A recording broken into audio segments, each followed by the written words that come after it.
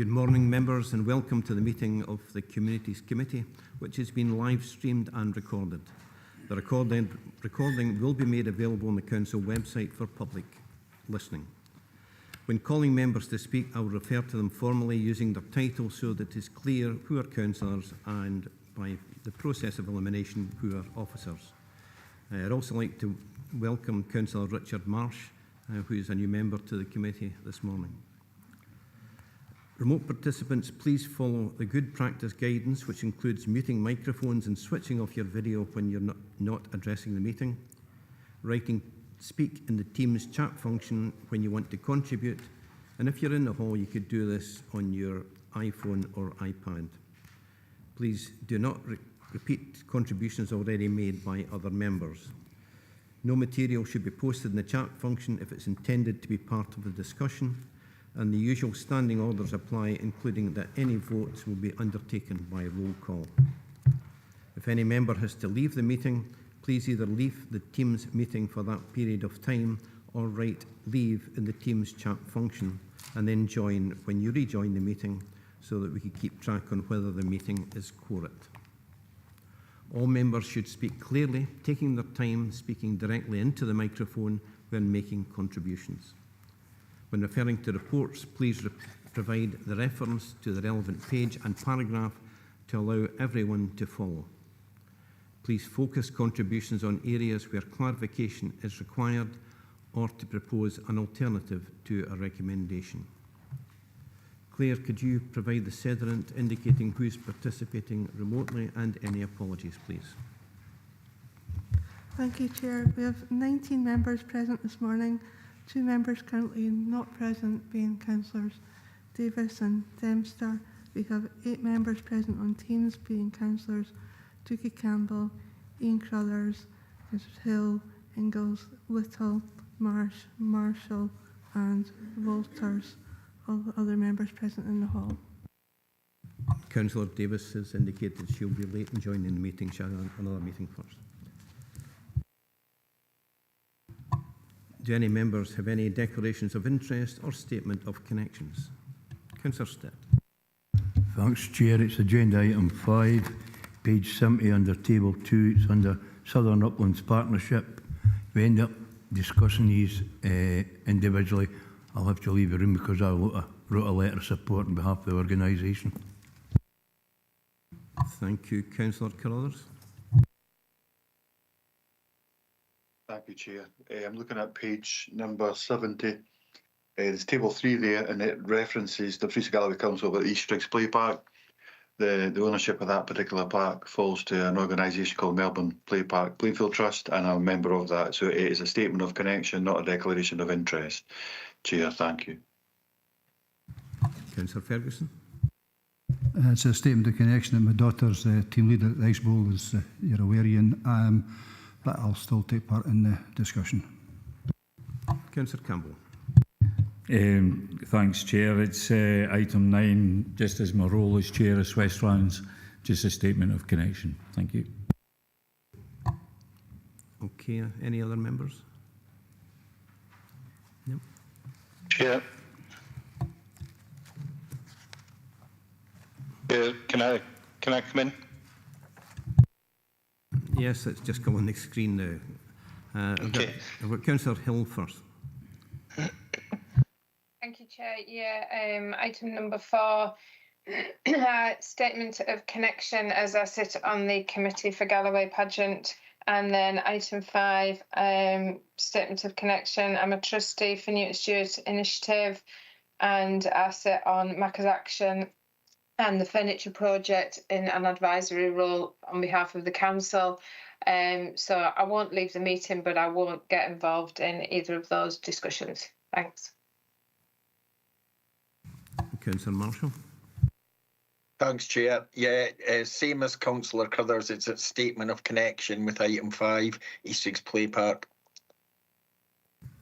Thank you for that. And Councillor Ingalls. Yeah, similarly on agenda item 5, statement of connection as Chair of Newton Stewart Initiative and also a member of Macca's Action as an outside body So it's just simply a statement of connection on both of those. Thank you. Thank you for that.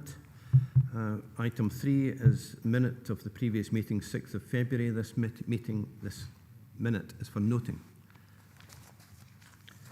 And item 4, the Priest and Galloway Events Strategy 2024-25 Major Events Funding Report by the Head of Neighbourhood Services. Members are requested to approve a reprofiling of the events strategy budget for 2024-25 that reflects a significant growth in demand for both major events funds and regional events growth funds, since members agreed the previous spending profile at this committee in October 2023. This does not require an increase in spending, simply a reprofiling of the events funding. The report then seeks members' approval to award a grant funding from the Major Events Fund 2024-25, the Regional Events Growth Fund 24-25, and the Signature Events Fund, based on the recommendations from the multi-agency Dumfries and Galloway Events Partnership. Harry Hay is available to take any questions on the report, along with other officers that may be required. Harry, do you have anything to add to this? No thanks, Chair. Open to members. Councillor Campbell. Thank you, Chair. Yeah, it's the very first recommendation, which is to agree there's been a material change of circumstances, and it gives the reason in 4.1 on page 22.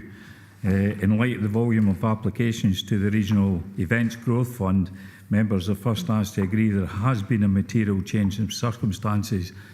To me, it doesn't seem a good enough reason, shall we say, that just because there's been an increase in a certain part of the fund, because if that was the case, we'd be doing that with other sort of funds in the council. You know, if there's an oversubscription, shall we say, per se, in one part of the fund, and then we would end up moving money left, right and centre. So it's, I mean, I won't die in a ditch over it, Chair, but it just seems a kind of weak reason for a material change.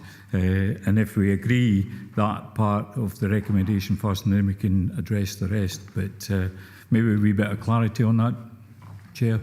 Harry, would you like to comment on that? Yeah, thanks, Chair. The information detailed in the report is really predominantly driven from a governance perspective, in that when there was the committee consideration and decisions previously in relation to defined amounts, we fall within the period that, because we are now proposing, albeit for what officers feel are material considerations, we simply need to come back to members to get that to be considered in the first instance, because it falls within the 6-month period.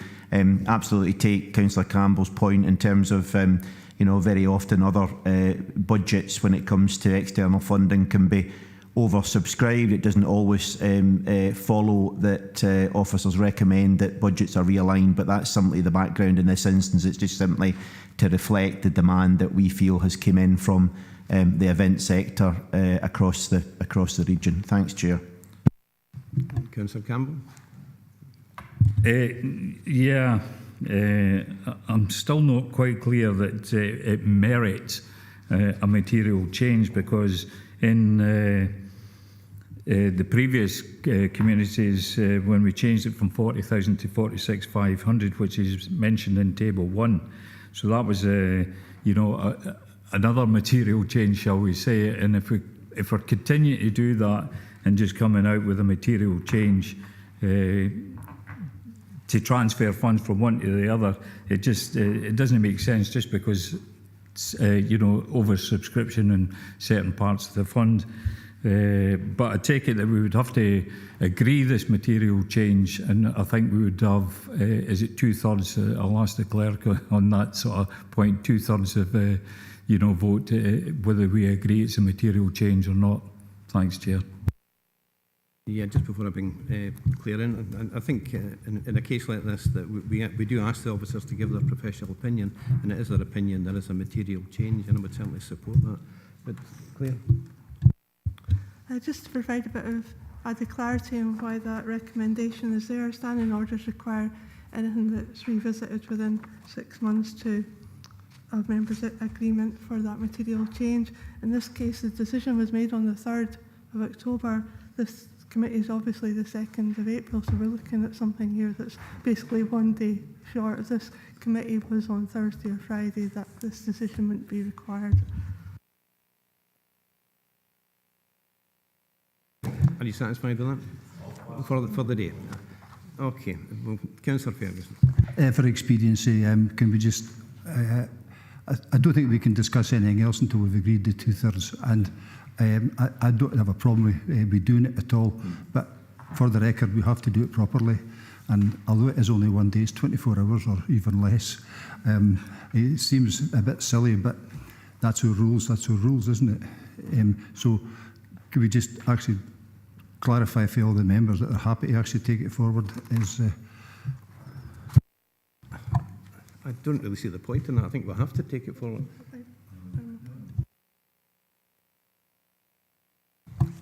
Claire, I'll bow to you. Thank you. We'd only vote if members weren't all in agreement. And some have already mentioned that they weren't going to die in a ditch for this. I was just saying, actually, for the record, it needs to be shown that the correct record and the correct process has been gone through, so there were no subject to challenge later. That's my point. I don't think there'd be any problem with getting the vote, but we need to have the vote anyway. Right? That's the correct procedure, and that's what we should be doing.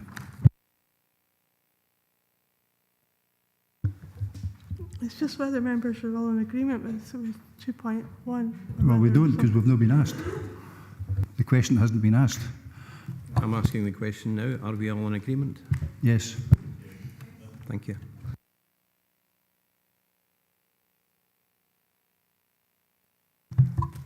Any other members? Chairman, it's Councillor Ian Crothers. I had my hand up just to move that formally to agree 2.1. Thank you. Right, that's noted, Councillor Crothers. Sorry, the screen has disappeared again. Councillor Durban. Thank you, Chair. I understand why Councillor Campbell and Councillor Ferguson brought this up, because it does seem it's not, I would say, ideal use of something to get something done. And whilst I have no objections to it, you've just asked the question, I think we need to review, perhaps, not for this committee, but to review that standing order and the use of it going forward, because it could be used in a number of different ways to change funding decisions at any committee, and I think that's not what it was there for. I don't think that's what it was in for as a standing order. So whilst I've no objections to taking this forward as it stands, I think the governance techniques used to do it are maybe not the right ones. Thank you. We'll certainly look into that. Yeah. Any other members? Councillor Lowe.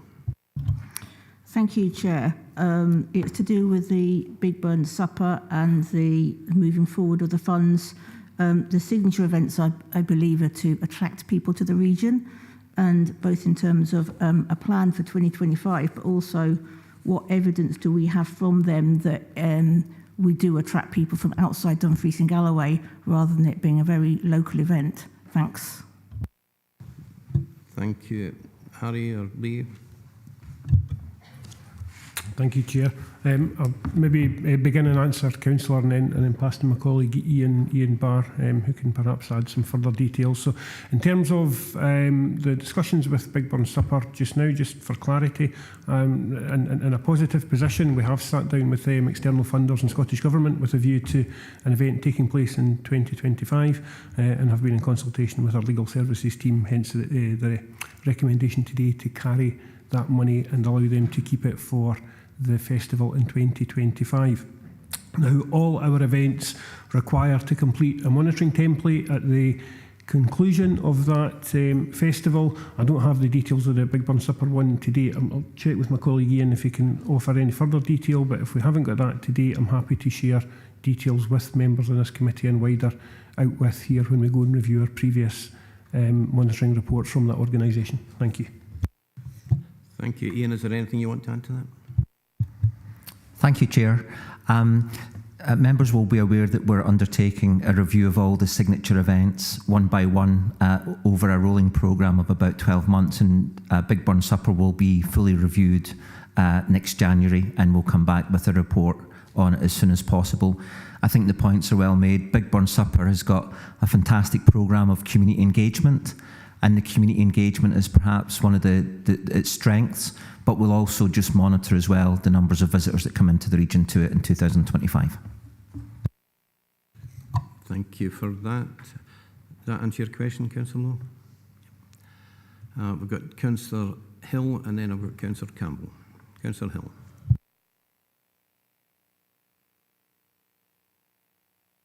Sorry, that was for me to give my statement of connection, which I've already done, but thanks, Ian. Okay. Councillor Campbell. I'm forgetting which Councillor Campbell you're referring to there. Thanks, Chair. Yeah, it's on page 63 where we've got the Regional Events Growth Fund, the criteria and guidance notes, and the 9th bullet point down, and it says if your organisation applies to the Regional Events Growth Fund, you cannot apply for other sources of council funding for the same event.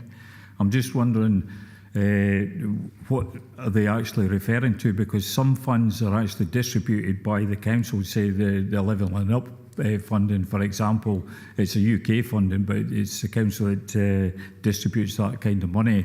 I mean, are they talking about area committee funding, for example, or other sort of funding? It would probably help if applicants knew exactly that, you know, which funding they can apply for and which funding they can't, you know, like a short list of funding streams, shall we say. Thanks, Chair. Yeah, I take your point. It could equally affect the Coastal Benefit Fund for an external funding as well. Harry, would you like to come in? Yeah, thanks, Chair. Certainly very happy to clarify for event organisers, just so there's for the avoidance of any doubt. So it's simply funding that the council has got as part of its own resources, as opposed to those budgets that we would administer potentially or be involved in the administration for other organisations, including either UK or Scottish Government. Thanks, Chair. Thank you. Any further questions? No. Councillor Durban. Thanks, Chair. It's not a question, it's a comment to say thanks very much for the report, and it's really gratifying and heartening to see that the council is doing quite a lot in terms of encouraging major events to come into Dumfries and Galloway. So whilst we may have a slight discussion about the methods used to change funding, I think it's really useful that you've done this, and it's heartening to see more women's events coming in as well. So thanks for that. I think a lot of hard work's being done, and sometimes we don't recognise that either. So good report. Thank you. Thank you for these comments. Councillor Ferguson. Thanks, Chair. Given that there's got to be a change around in committees and everything else, this committee has been sort of steeped in this for the last 7-10 years nearly. So the likelihood is when it moves to its new home, we're going to get new councillors who won't have had the same in-depth input, knowledge, whatever you want to call it. And I'm actually wondering whether over the summer months or early autumn we should be organising a seminar for all 43 members to actually really understand. And a lot of these questions are getting asked just now could be put to and answered by officers at that time. I just think it would be a good move to make sure. And again, there's no new intake now, but the 2022 intake,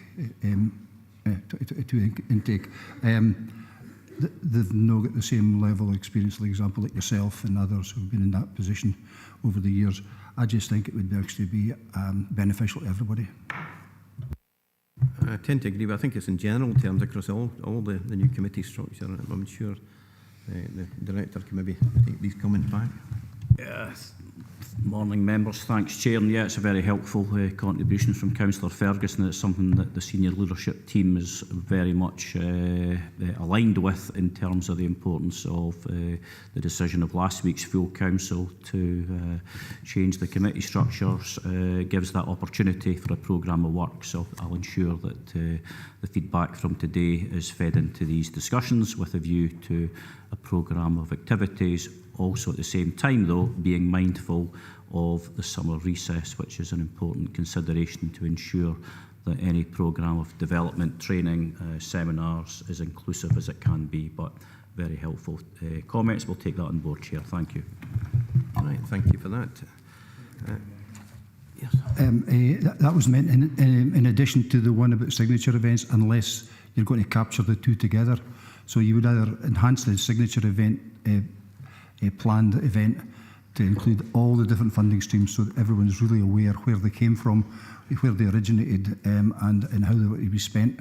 I just think that's probably the right way to go. So I'd be quite happy if the two were merged and not have two separate events. Yeah, I think that's noted. My point was that I think we need that in all committee structures or the news right across the board, because there are many items similar to that. If we now move to the recommendations, are members happy to agree the recommendations at 2.1 to 2.7?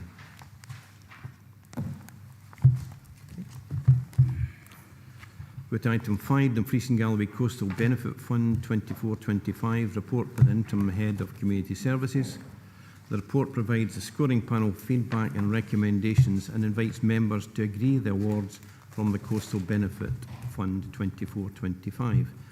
Liz Manson is here to take any questions on the report, along with other officers as may be required. Liz, do you have any further information you wish to add? Yes, thank you, Chair. For members' information, there are one or two amendments that have come in since the report was published. If I could direct you to page 69 and table 1, and about halfway down at CBF 0519, which is that the Eco Warrior application has been withdrawn. And also on page 70, the very first one at the top of table 2, that Borg Public Hall have been successful in getting more match funding than they had anticipated, and therefore the request for funding has gone down to £38,008.85. So the good news for this, following the format and the criteria, is that you'll see at the bottom of table 2, Let's Get Sporty, which, although they had been eligible for a 100% award, that there wasn't sufficient funding, but because of the withdrawal and the reduced request from Borg, their amount available to them has gone up to £28,285.31. So with these small amendments, I'm happy to continue the conversation with you. And my colleague Derek Hextall is online to answer any specific requests you have about the applications. Thank you. Thank you, Liz. I'm glad it's not a material change. Can I open it up to members, please? Councillor Lowe. Thank you. Page 78 under the criteria for the public sector projects, it mentions about the 80% of a fund, which is what we were working on for a local project that made an application that was unsuccessful. But if you look at page 70, the applications have been awarded at 100%. Can I just get a clarification of the difference there, please? Because it's 80% in one place and 100% award. Thanks. Liz or Derek, would you like to come in?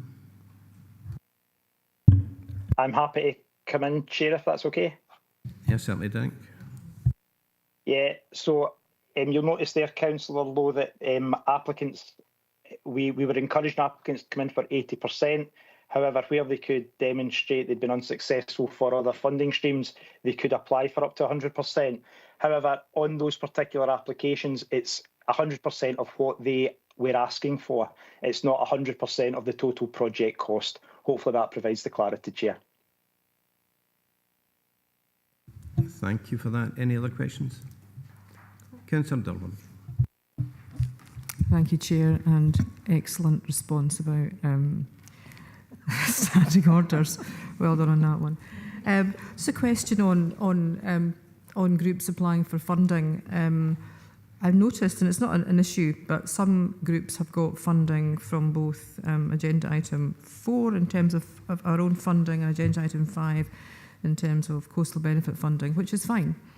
But it seems some groups have got more than one stream of funding, and that obviously, to me, would smack of the fact that they have a very good person doing the funding applications for them if they're able to get so much funding. I won't name them, but they're pretty obvious who they are. I don't have an issue with that at all.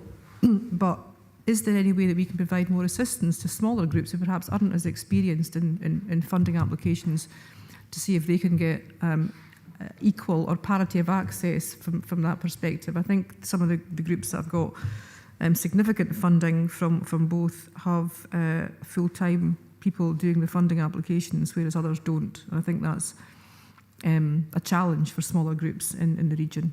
Thank you.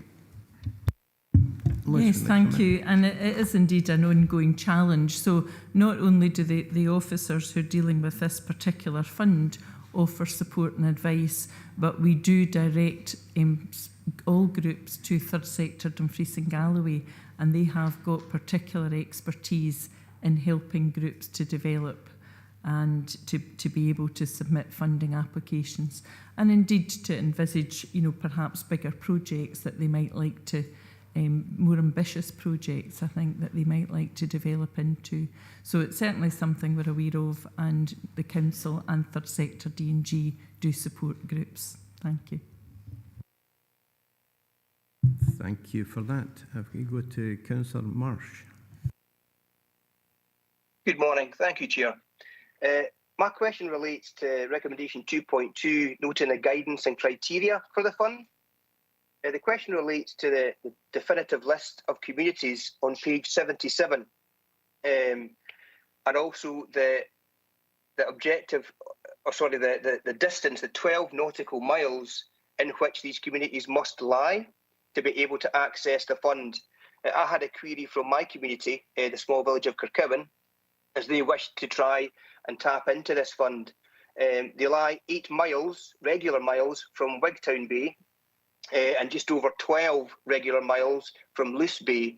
But I was told that they wouldn't be eligible to apply to this fund because they don't appear on the definitive list. So I just wanted some clarification around exactly who should be on this list and why my specific village, there may be others out there that appear to be within the 12 nautical miles from the sea, wouldn't be allowed to be on this list to access the fund.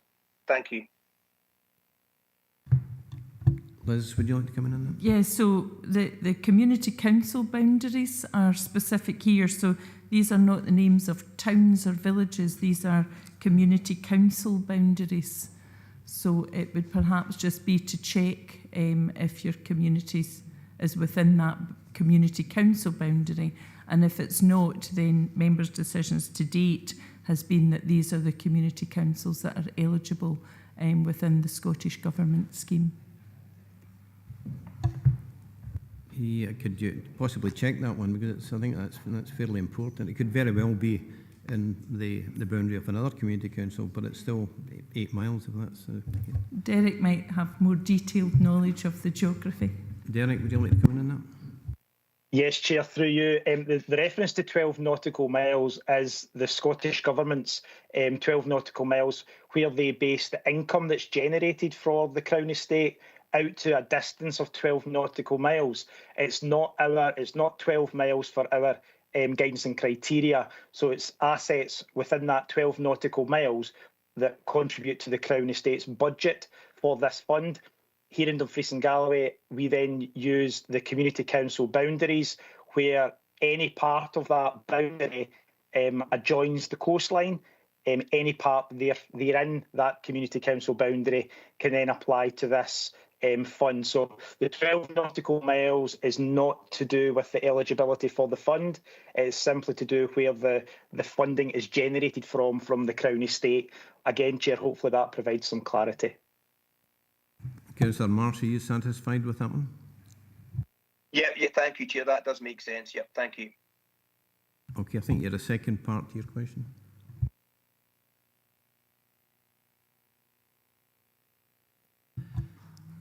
I may be wrong on that one. We'll go to Councillor Walters.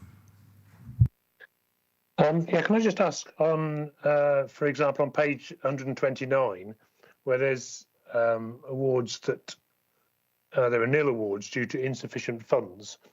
Can I just clarify how that works then in terms of this was an application which got a decent score, 66.2, but then we decided that there wasn't enough money left in the fund. So how does that actually work in terms of, is the fund taken? Because I see there are other ones with lesser scores which have been given, presumably because they've got smaller amounts. If I could just get a bit of clarification, perhaps from Derek, that would be great. Thanks. Yeah, I think the fund itself is grossly oversubscribed, and if you think back to last year's, we only awarded 16 out of more than 50 applications because of that, and that's one of the reasons that we've actually changed the direction of the fund this time to give it a wider spread. Liz, do you want to come in on that? Thank you. I'll actually bring Derek in to go through the specifics of the individual projects that have and have not had funding. Thank you. And Derek? Yeah, thanks, Chair. Absolutely correct, Chair. So an improvement that was introduced this year was to develop 3 separate funding streams. So a small fund, a larger fund, and the public sector community supported fund. And what the scoring panel did was assessed applications to each of those funds separately, and that has increased the number of projects that are therefore supported. However, that then does, when you see them in the appendix and you see a relatively high scoring project, that is one that particular one, Councillor Walters, is in the larger fund, and that fund was oversubscribed by the time we got down to that particular scoring level. So in effect, we listed in order of score each application per each fund, and have made recommendations to this committee based on highest score to the lower score across the 3 funds. Hopefully that makes sense, Chair, but happy to provide further clarity if it doesn't. Councillor Walters? Yeah, that's fine. Thanks very much. Councillor Campbell? Me again. Dougie can't be coming in today. Thanks, Chair. Yeah, I welcome this report, and it's a good report, and there's lots of projects going on in the 3 different funding streams. But I just wanted to pick up on the community supported public sector part of the funding. Now, it was agreed in February, the SNP amended budget, and it was also agreed in full council last week that our budget was being taken forward, and part of that narrative was we will commit to 30% of our annual allocation from the Coastal Communities Fund generated by the Crown Estate Scotland to improve, maintain our outstanding coastal footpaths and facilities, including harbours, and recognise what a valuable resource this is in our region. So that's been implemented into the council plan, shall we say, agreed full council. But obviously it's this committee that takes it forward. I'm just wondering how we're going to be taking that forward through this committee, if not this committee, successor committee. Thanks. Yes, sir. I'll pass you to the Director. Thanks, Chair. Thanks, Councillor John Campbell. Decision taken last week, I understand, was in the first instance this would come before the leaders panel, and therefore that would be the next step in the process. It would then come back to council to determine whether or not all of those programmes would then feature in the council plan, and thereafter it would go to the relevant committee. So more than happy to ensure that that's followed up as a result of the decision last week at full council, but in the first instance that would be the next steps. Hopefully that clarifies the position, Chair. Thank you. Thanks, Chair. Okay. With Councillor Slater. Yes, thank you, Chair. Just to say that I agree with what was said earlier regarding the larger groups seem to be able to clear up a lot of the grants and that, but a lot of small groups are struggling to know how to do this work, and the more help that they can get, maybe they would be able to get more of that funding. Thank you. Yeah, that was the reason that we changed the funding streams, and it will be evaluated, obviously, for next year's funding.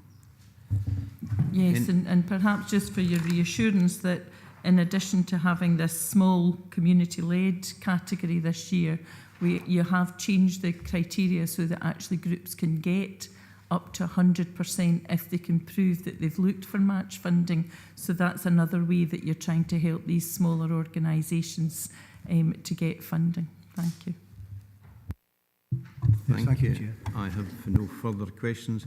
We'll move to the recommendations. Are members happy to agree the recommendations 2.1 to 2.3?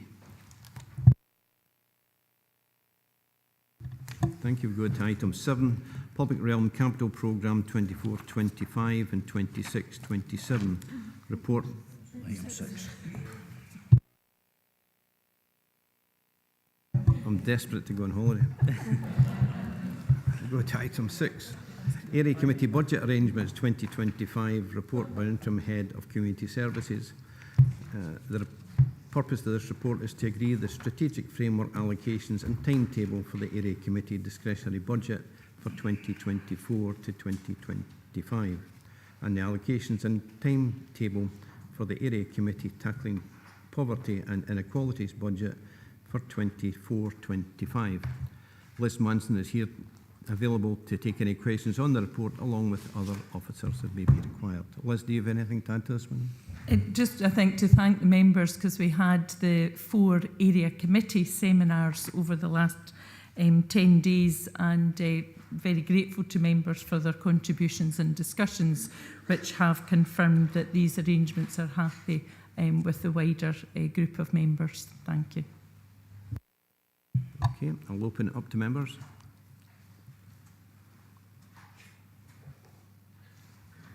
Councillor Durward. Thank you, Chair.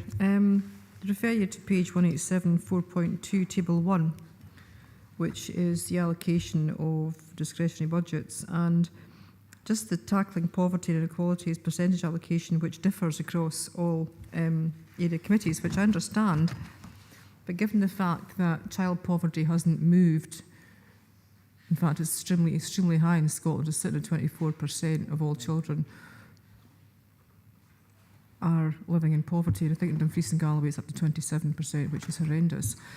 And given the fact that we've moved to have a subcommittee for tackling inequalities, I'm wondering if there's any, I know it's about the area committees and discretion for them, but I wonder if there's any consensus in upping the allocation in terms of tackling poverty and inequalities to make them a bit more comparable with Nithsdale, because poverty is across Dumfries and Galloway. Nithsdale's got the highest percentage at 42.67 compared to Annandale and Eskdale at 19.7, Stewartry at 13.1 and Wigton at 25.25. I think in all areas, especially in some areas in the West, we've got massive issues with poverty and child poverty, so I'm wondering if there's any, we could have a discussion about what people think about perhaps increasing those percentages. Thank you. I'm not too sure how we could do that one today. Liz, we do have a report on poverty and inequalities coming to your next meeting, and as part of that we are looking at the allocation of the funding for poverty and inequalities that you have agreed at full council in your budget for this year. So these percentages are worked out from a small number of criteria. So it's things like the number of free school meals that are given out, homelessness applications. So one of the things we're looking at just now, are these still the relevant criteria against which we work out these percentage allocations, so that there is an up-to-date amount of funding goes to each of the area committees for distribution. Within your discretionary budgets, you are able to give out funding for projects and activities that relate to poverty and inequalities. So that's essentially an additional amount of money that you've invested in that particular challenge in each of the 4 areas. So you will get a report in June which presents you with the existing allocations, as well as perhaps updated ones and additional criteria should you wish to adopt that too. Thank you. I'm aware that you suggested a discussion. Are you okay with that response that will come in June? Yeah, thanks, Chair. There can be a discussion about it at the June committee. That's fine. Thanks, Liz. Okay, thank you for that. Any other members? Yep, if we could go to the recommendations, in that case, are members happy to agree the recommendations at 2.1 to 2.3? And we could finally go into item 7, Public Realm Capital Programme 24-25 and 26-27, the report by the Interim Head of Roads Infrastructure. This report provides members with information on the proposed Public Realm Asset Class Programme for 24-25 and 26-27, and to provide details of the schemes to be undertaken in 24-25 within the Public Realm Asset Class for approval. Stephen Hall is available to take any questions on the report along with other officers as required, and I hope they all managed in today with the new roadworks that will be should have started yesterday. Stephen, anything you want to add? Not at this point, thank you, Chair. Councillor Stitt.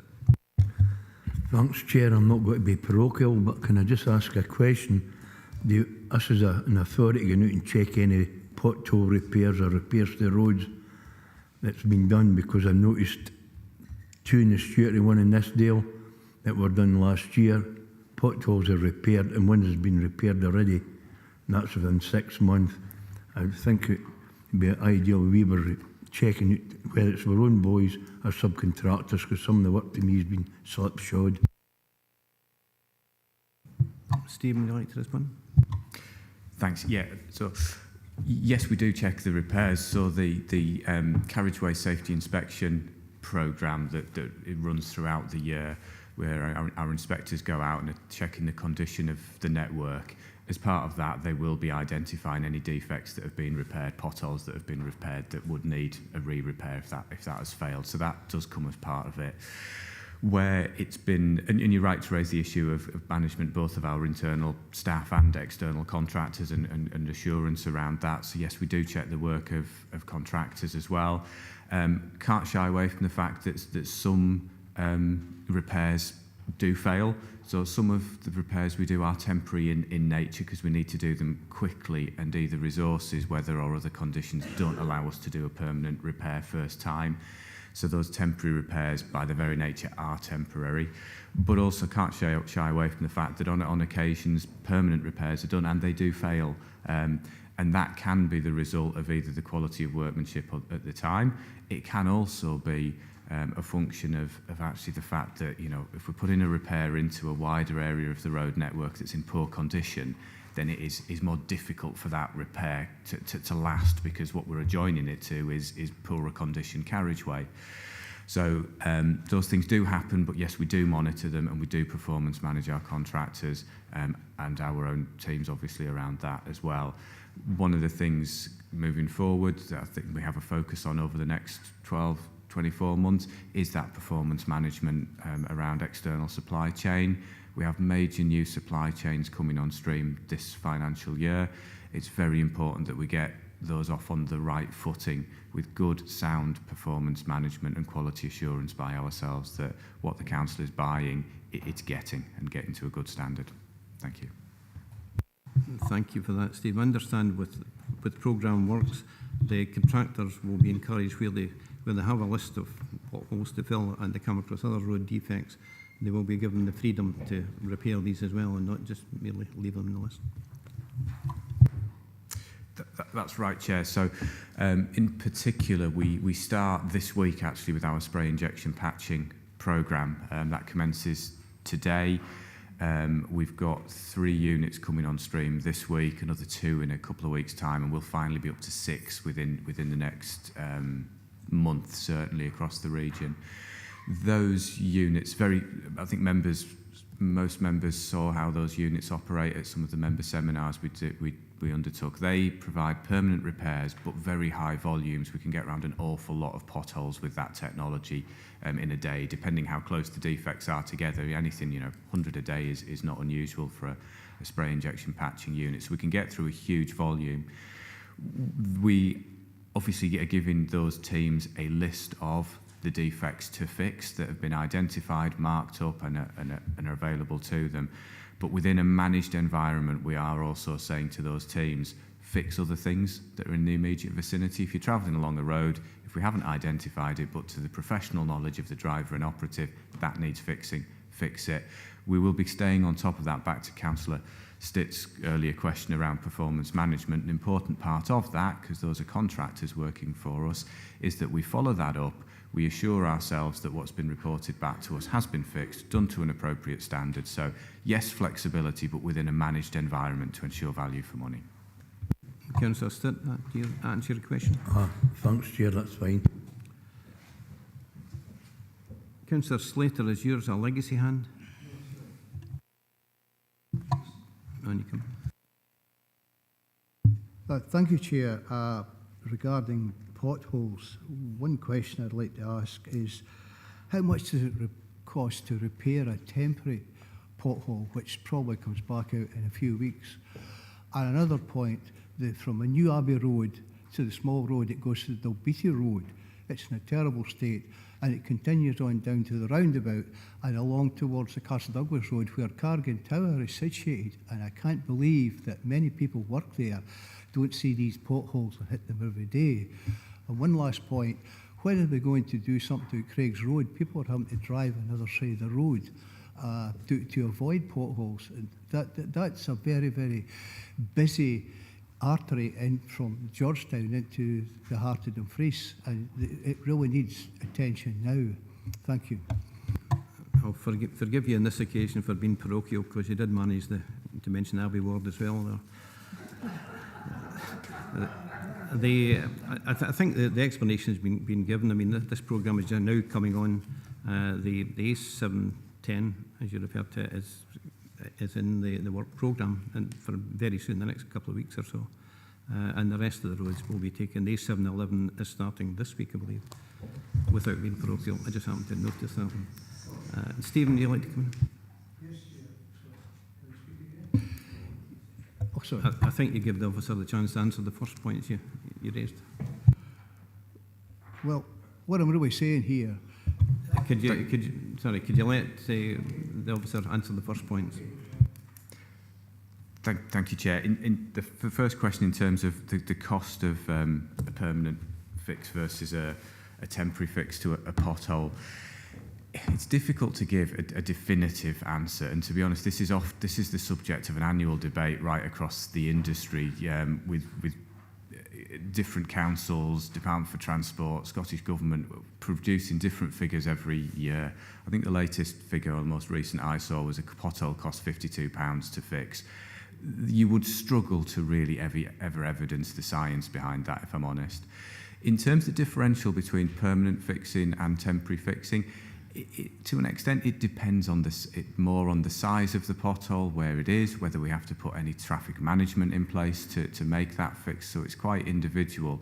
But is there a vast difference? No, often fixing a pothole in a permanent way can cost no more than fixing it temporarily. The reason we undertake temporary fixes is because we can do them much more quickly. So using effectively bagged material that can easily be put down by 2 members of staff very quickly, without the need for traffic management to be put in place to do that. So the reasons we undertake temporary fixes aren't really because we plan to or want to, it's a necessity of circumstance. The preference would always be to do as high a proportion of permanent fixes as we possibly can, and as limited a number of temporary. Unfortunately, during the winter, we do tend to have to do quite a number of temporary fixes, simply because there's an urgent safety hazard to the public. Thank you.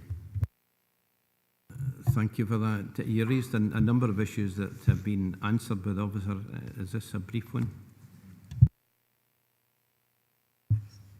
Well, really, it's, you say the average cost, I understand that, £52, but the problem is that, go back, the ones at the traffic lights in the top of the sands, they had to be repaired about 4 times, so that's all cost to the roads and the council as well. And really, now they're better repaired, I must admit. They've been better finished off now, but at least 4 times in just a couple of months. They were. I think, as the officer said, you'll notice a big change within the next month or so with the new teams coming on, and that year point's been noted. I've got another 7 speakers still to come in yet. I've got Councillor Carruthers. Thank you, Chair. And Councillor Slater's hand was a legacy hand because I noticed it coming up before they even noticed it opened up this item. But listen, firstly, I'd like to thank very much the report authors in regards to this report. I think it's really welcomed. And actually the wider council, the council's agreed this extra funding, the allocation we see, it's quite clear the extra level of projects, what will get happened, we've got way beyond that, taking that 10%, almost like a contingency there. So I really do welcome that. So I just want to make a point, and it kind of alludes a wee bit to what Councillor Slater was bringing up there. I know that at Annandale and Escalade Area Committee, so I don't want to be parochial at this point, but we are certainly looking to get a clear understanding as we go forward through the year, how we can actually monitor these projects in Annandale and Escalade, how we can look at them, and we're taking that forward. So hopefully we'll get a positive response from the report authors. I suppose the only point, other than beyond, really happy to see these coming through as a good work programme for the year, and we'll see. I imagine that by this time next year we're looking at a completely different type of road infrastructure. I think hopefully with the improvements that are there. Councillor Driver mentioned it last Annandale Escalade Area Committee, but now it used to just apply to utility organisations, stroke companies, where penalties could be implied and to utility companies, but now we're saying that's gone beyond that now. Now the council could actually face up to, if they do a poor reinstatement, could be fined up to £100,000 on a particular case. He said that would be extreme in regards to that. I'm not sure if it's Transport Scotland or whoever he said it was, but could impose that. I just wonder, is that a potential risk to the council going forward in regards to delivering this particular service and these improvements? Thank you, Chair. Thank you. I think in relation to the first point about getting a feedback on local projects, I think you mentioned it yourself through the area committees is probably the best way to do it, to each of the 4 area committees as the year goes on.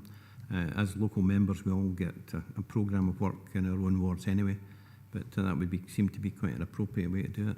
Stephen, can I pass over to you?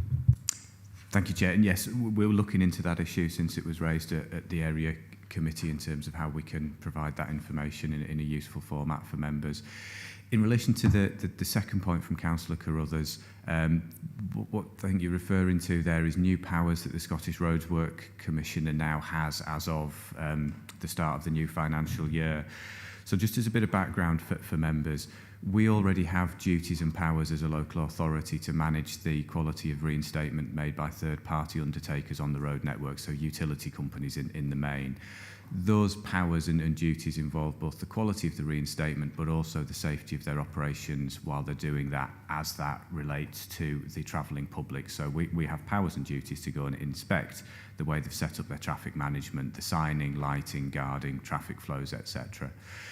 The new powers that are with the Scottish Roads Works Commissioner is that the Commissioner now has a small team of officers, which he previously hasn't had, who can and will now be going out and checking on the traffic management arrangements for utilities companies, but also those powers extend to checking on our traffic management arrangements as a local authority as well. The Scottish Roadworks Commissioner, who I actually met last week, has been very clear publicly around this and was very clear in conversation, that he and his officers will be prioritising checks on local authorities because they work on the basis we are already doing that with utility companies. So they will be targeting infringements by local authorities. There is a risk there to the council or any council that if our arrangements aren't in line with the required legislation and codes of practice, we would be at the receiving end of enforcement action around that. The risk there for us, in one sense, that's new, but the wider risk has always been there. We need our traffic management arrangements to be correct because we need to safeguard the public while we're undertaking maintenance work on the network. So we have arrangements in place to do that. We've recently strengthened the team that works to regulate the activity of utility companies, bringing in 2 dedicated inspectors into that team. So we have more eyes and ears now on the ground, ensuring that our utility companies are delivering quality reinstatements and doing that in line with requirements. Hope that helps. Thank you. Councillor Carruthers, does that answer your points? No, it really does answer them. Like, so it is a potential risk, and I see that in regards to.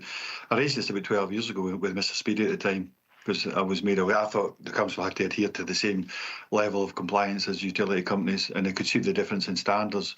So I would imagine it may have a risk in the level of service that it requires, especially when it comes to temporary reinstatements already touched on. But I mean, I agree with Stephen all in regards to when you're going through the winter months, you've got the cold weather and the heavy rains and so on and so forth. Sometimes there's no option because of safety reasons, but to put in a temporary reinstatement, which will come out, but it's for safety reasons it has to happen. But no, I imagine it will have an impact, so hopefully we'll be able to cover that at a local level as well. Thanks very much, Chair.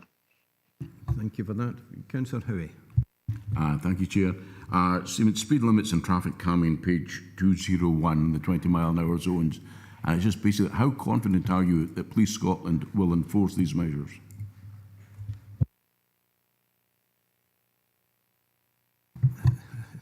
I think I could answer that one.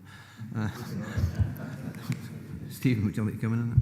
Thank you, Chair. And I'm fortunate in the one person whose leave I didn't authorise for today is Tony Toppin, who heads up on road safety and speeds for us. So I'm going to hand this over to Tony. Thank you. Morning, everyone, and thanks for your question, Councillor.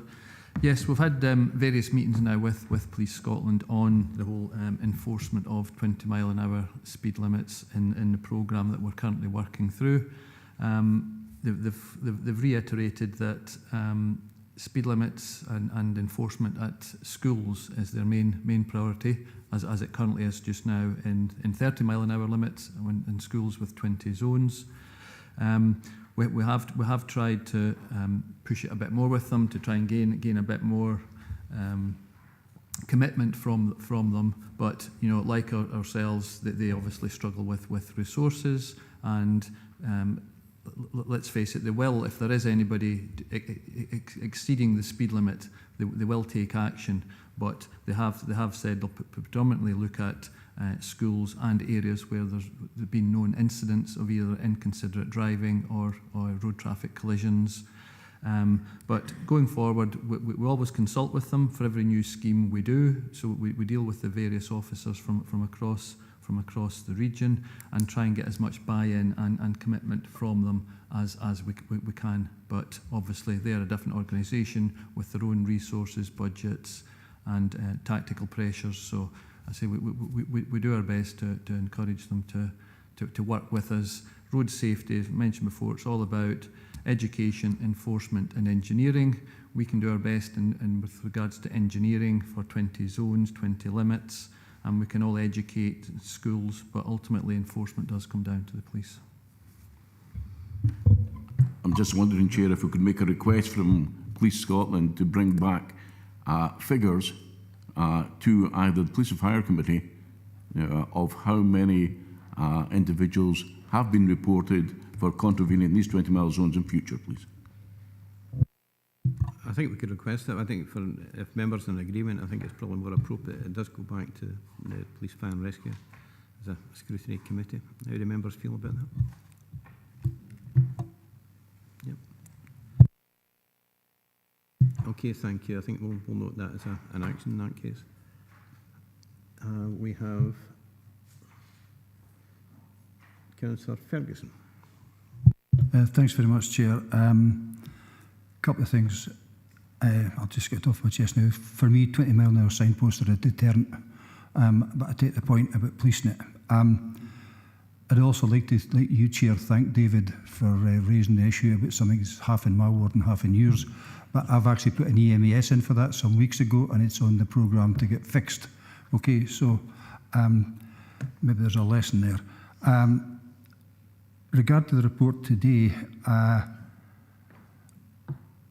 I often, when I use EMS a lot, and I get things back for thanks very much, Andy, or whatever it would be, but then I get something coming back up again, and usually in social media.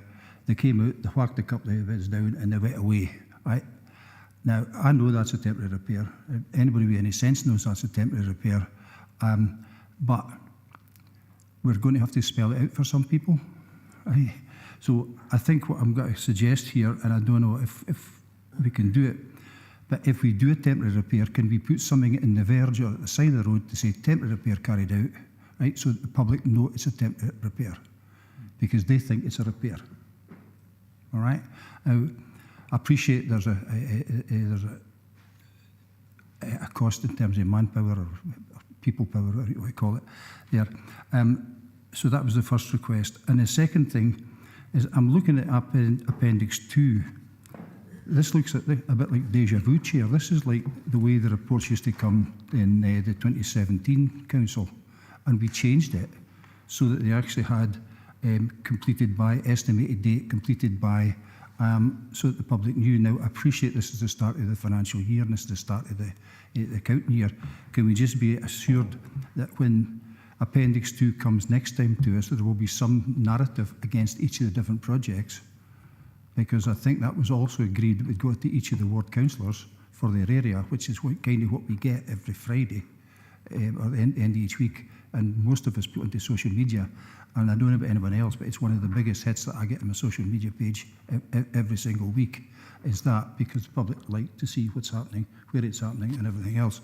So I suppose a reassurance that will start to be populated as we go through the year, and consider some form of temporary signage to tell people, especially areas where it's safe to put a sign up. I think that would be the first thing we'd have to say. But it would maybe cut down some of the complaints, or ill-informed complaints, I might say. Okay, thank you for that. In relation to the first one about marking temporary repairs, I suppose even spinning a letter T on a repair might give that indication, without believing something on the roadside is going to be blown away. But Stephen, if we could pass that to you. Thank you, Chair, and thank you for the questions. If it's all right, I'd like to go away and think about how we can better communicate to the public the issue of temporary repairs. I think that there could be a significant workload in relation to temporary signage, as well as the potential for a kind of creating road safety hazards by having more littering, if you like, of signage on the road network, because there are links between the amount of signage there is and safety. But I think it is a very important issue that we need to come back to, and I do think we have more to do to provide good quality information to the public that makes it easier for them to understand how we work, and when we're undertaking repairs, what those different repairs mean, what they will be like, and what they'll result in. So I do think there's something we can do there, and I'd like to go away and think about that and come back with something considered if that's appropriate. In relation to the second question around tracking and monitoring of schemes, absolutely, we need to have that transparency for members and for the public in terms of agreed capital programme, what's been delivered at what time, and you know, on schedule, etc. You know, I think an ultimate endpoint for this in a number of years' time, when our digital strategies further evolved and our customer relationship management work that we're doing through the new IT systems is more involved, is actually we could show the public that in real time, you know, via interactive maps, etc. When is work planned for? Has it been delivered? What's going to be delivered, etc. So it really aspire to go beyond really the request that's been made there by Councillor Ferguson, but absolutely we'll come back on with the detail on both of those. Yeah, thank you. You satisfied with that? Yep. Councillor Walters.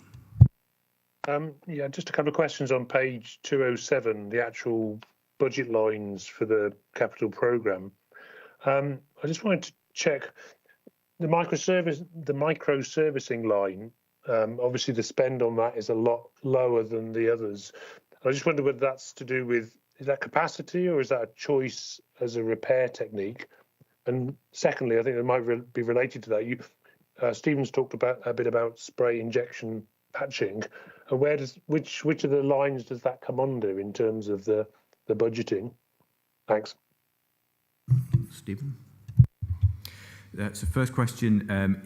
in terms of microsurfacing, it's a choice for it to be at that level. It's not being driven by capacity or anything else at all. It's driven by our assessments of the condition of the network. It's all about what is the right technique for a given location. So the fact that that's sitting at 520,000 as opposed to the 3 million and 2.5 million in the lines above it, that's a choice about the suitability of that technique in those given locations.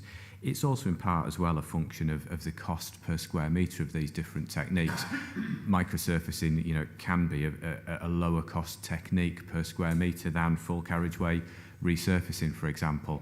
But again, we assess that in terms of the value for money in the round because it's not the right technique in all locations.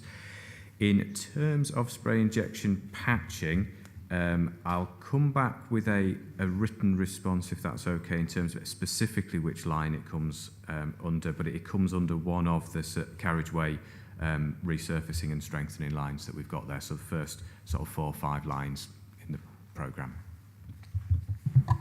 Councillor Walters, does that answer your points? Yep, that's fine. Very good, thanks. Okay, Councillor Davis. The question I was wanting to ask was covered by Councillor Ferguson and answered by Stephen, so I no longer need to ask. Thank you. Okay, thank you for that. Councillor Drysdale. Thanks very much, Chair. Good morning, members. I wanted to start with a bit of good news this morning to let you know that I've heard from Amy. Now, whilst Amy isn't under the remit of the Council, I have been helped by officers in targeting Amy with regards to the amount of accidents we've all been seeing as councillors and people living within our community, both by visitors and people that live here on the A75. So the good news today is that Amy have got back to me and they will be waiting for new proposals to be considered by Transport Scotland and then shared with the community with the intention of construction commencing on the A75 at the Hochver turn off, ideally late spring or early summer. So thank you to officers for helping me speak to Amy on that matter and to Amy also for acting upon our request. The second thing I wish to discuss is a question, and it's page 198, 4.11, the forestry routes. I've noted in the appendix that there's a spend of £300,000, and I just wanted to ask if the officer could provide us after this meeting with the priority timber routes that will be considered, the 12 in appendix 2, because I can't find it. Do we have to click in, Tony, to find the 12 routes that will be considered for 24-25, because the email on that was sent out on the 14th of December 2022. Thanks, Chair. Tony, could you come back in on that? Yes, morning, Councillor. Yeah, I think the forestry routes is at 411. You're referring to the Scottish Timber Transport Fund. Yeah, that's slightly different from the timber transport routes that I'm looking at under the speed limits and traffic calming. They're two different. Could I come in, Chair? Are we able to ask why? Tony, can you just explain to us? Because obviously the communities that are affected by the timber transport and who are looking for the 20 mile an hour, which again you've explained to me are not areas of great population, but they're the people that are being affected by not just the timber transport, but also by the huge HGVs now and also the wind turbine companies. So I think it's important that the public know the difference between the two, if that's possible. Is that okay, Chair? Certainly. Yeah. So, thank you for that. Have you got Councillor Lowe? Sorry, I thought you had. I can come back. So we can absolutely provide detail of the specific schemes and the locations where we've bidded for the STTS funding. It probably is just worth noting for members' awareness, there's been a significant reduction in the national funding for Scottish Timber Transport targeted areas. I think their budget is reduced down to about a third for this coming financial year of what it has been in previous years. So we've had to be pretty selective in terms of those locations.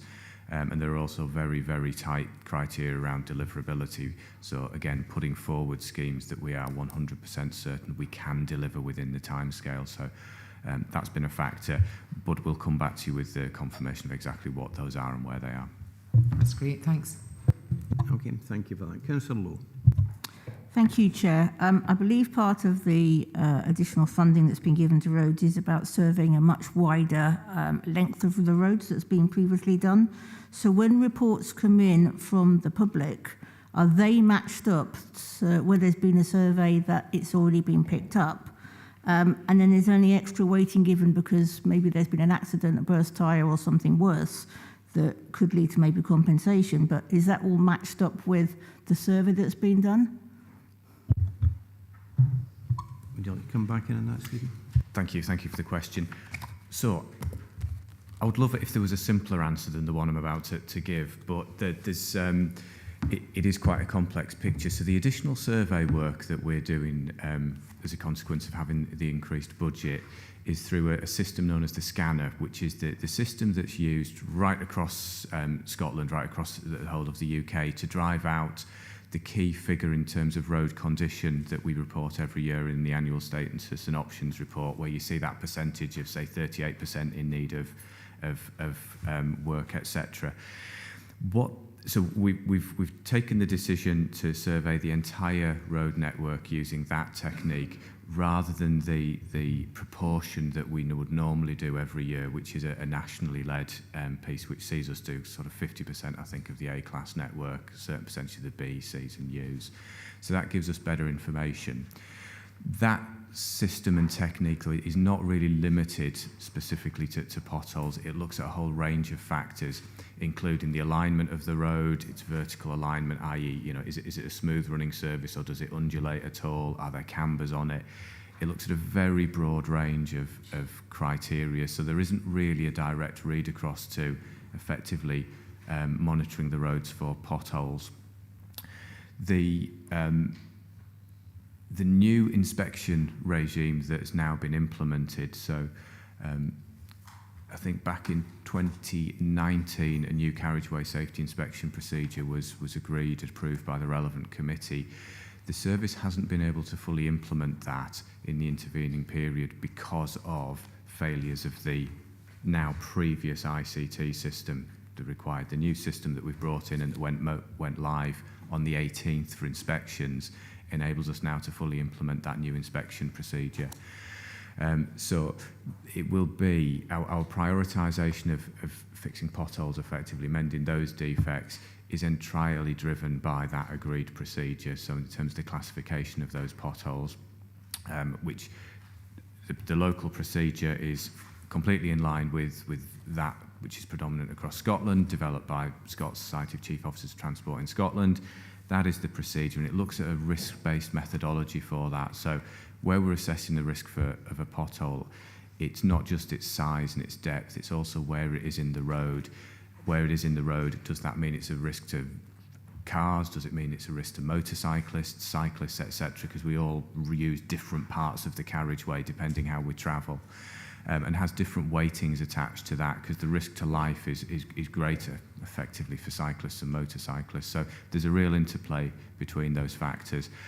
I would just add, without perhaps going on at too much length, our intention to survey the entire network using the SRMCS, the scanner technique, is unfortunately in delay. We have been let down by the national contract for that, which hasn't yet delivered in Dumfries and Galloway. It's unfortunately not yet delivered its standard normal annual survey output. They've got about 80% of our network surveyed. We would normally have had 100% back in December. We are not alone. That situation has also applied to 3 other local authority areas in Scotland. I can't remember all of them, but they are similar to us, the most rural, and with some of the most variable weather conditions, which is really unfortunate. So we're somewhat in delay on that, unfortunately. That has been out with our control because that contract is managed on our behalf by Scots. But we are getting that data through, and in effect, we will still have it at the early stages of this investment programme. We do also have the data that we've gathered through our own work. Members may recall that we've done a pilot study with a digital artificial intelligence-based system that does a similar job and scans the entire network. That is entirely within our control because we undertake that activity ourselves. We've simply bought the technology that helps us do that. So we will still have that enhanced information. Thank you. Thank you, Stephen. I'm glad that was a simple and abbreviated version. Councillor Lowe. Can I just come back about the weighting of if there is physical damage like a burst tyre or a car comes off the road and hits a wall or something, dealing with a couple of cases where we're really lagging trying to deal with. It's clearly pothole damage, it's clearly somebody's hit one, but doesn't seem to be a lot of fixing getting done. Stephen? So in terms of any claim made by an individual motorist, we have a procedure for that, but in effect we need to leave that to our insurers in the first instance to deal with that with any given claimant around that in order to protect the council's position around that. In terms of those areas of the network that have got a high number of potholes on them and a high number of defects, any delays or any time around dealing with that really has been driven by capacity over the winter period and conditions over the winter period. So as I mentioned before, big programme of pothole repairs literally commencing this week as a combination of the work our own teams will be doing now that they're off winter maintenance duties, so we have our own operative capacity available to us again. Contractors coming in to support us with patch repairs, permanent repairs for potholes, same techniques as our own teams use, but contractors doing that as well. All of the lines that you can see in the capital programme here, where we resurface 400 or 500 metres of road, we obviously remove all of the potholes, and then the spray injection patching, which commences this week, and this year will be of a scale broadly 2.5 to 3 times the level of activity that we've seen in previous years in Dumfries and Galloway. So hopefully a big impact on the number of potholes. Thank you. Thank you for that, Stephen. I have Councillor John Campbell. Yeah, thanks, Chair. No surprising that as many people are asking questions on this right across the region. It obviously affects every one of us elected members. Just on the back of what Councillor Lowe was saying, and Stephen did touch on it, about using our in-house operatives and going out to tender, etc., etc. But it'd be interesting if we can get some costs on how much either way, whether we use our in-house operators, because it's a huge programme that's been approved, on the 6th of February there, and it will take a lot of resources coming into the region as well as using our own folk. So I don't think I'll have the figures now, but I mean, if members of this committee, can get those costings, how much it costs for our own operators, as well as how much the tender is going to be, maybe that would be helpful for members as well. Thanks, Chair. Certainly maybe something we could look in the future. We don't have the capacity with our own staff to do all the repairs just now. That's why the contractors are in. But it's something we could maybe consider looking at in the future. Stephen? We can certainly look into pulling together some kind of comparators between the costs between in-house versus contractors, and for the different techniques as well that we utilise across the network to show the value for money. Happy to take that action away. Okay, thank you for that. We've got Councillor Sean Marshall. Thanks, Chair. Yeah, my point is on 4.15 and page 199 about the roads IT system replacement. It states just in that first sentence that the programme aims to provide Dumfries and Galloway Council with high quality integrated roads information and asset management IT system to manage road network asset maintenance activities. So we are going to get a lot more important information that we'll be able to retain, but coupled also with the fact that all 3 budgets last year made that commitment, and I'm glad to see the investment in roads, and I'm glad to see we'll have 25 new operatives. So there will be a significant improvement expected, I think, right across the council, that we will see a lot of the issues that are raised with councillors, with community councils, and with members of the public being addressed. The one thing that isn't in here, though, and Councillor Crothers mentioned it, we had a really good debate at the area committee. An issue I raised, and there was also youth councillors there as well, but it's hopefully it doesn't say in the report, but it will allow all this additional information and additional resources. It should also improve significantly the interaction with elected members, with members of the public and community councils. And I think we've asked in action to look at how we interact.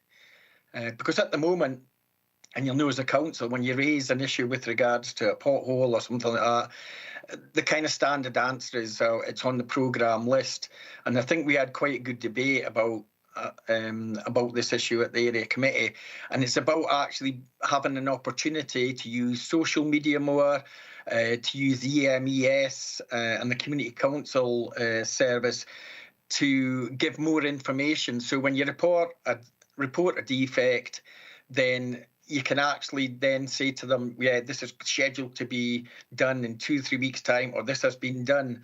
So I'm just wanting a little bit of a commitment that, you know, all these improvements and all this money that we've injected in there, we also have to get our interaction with the general public, because that is a big issue for all of us. Thank you for that. I think your point is noted. We've actually spoken to our communications department about this, and we should be given regular updates on the improvements to the road service. Stephen, do you want to come in? Thank you, and thank you for the question. Absolutely.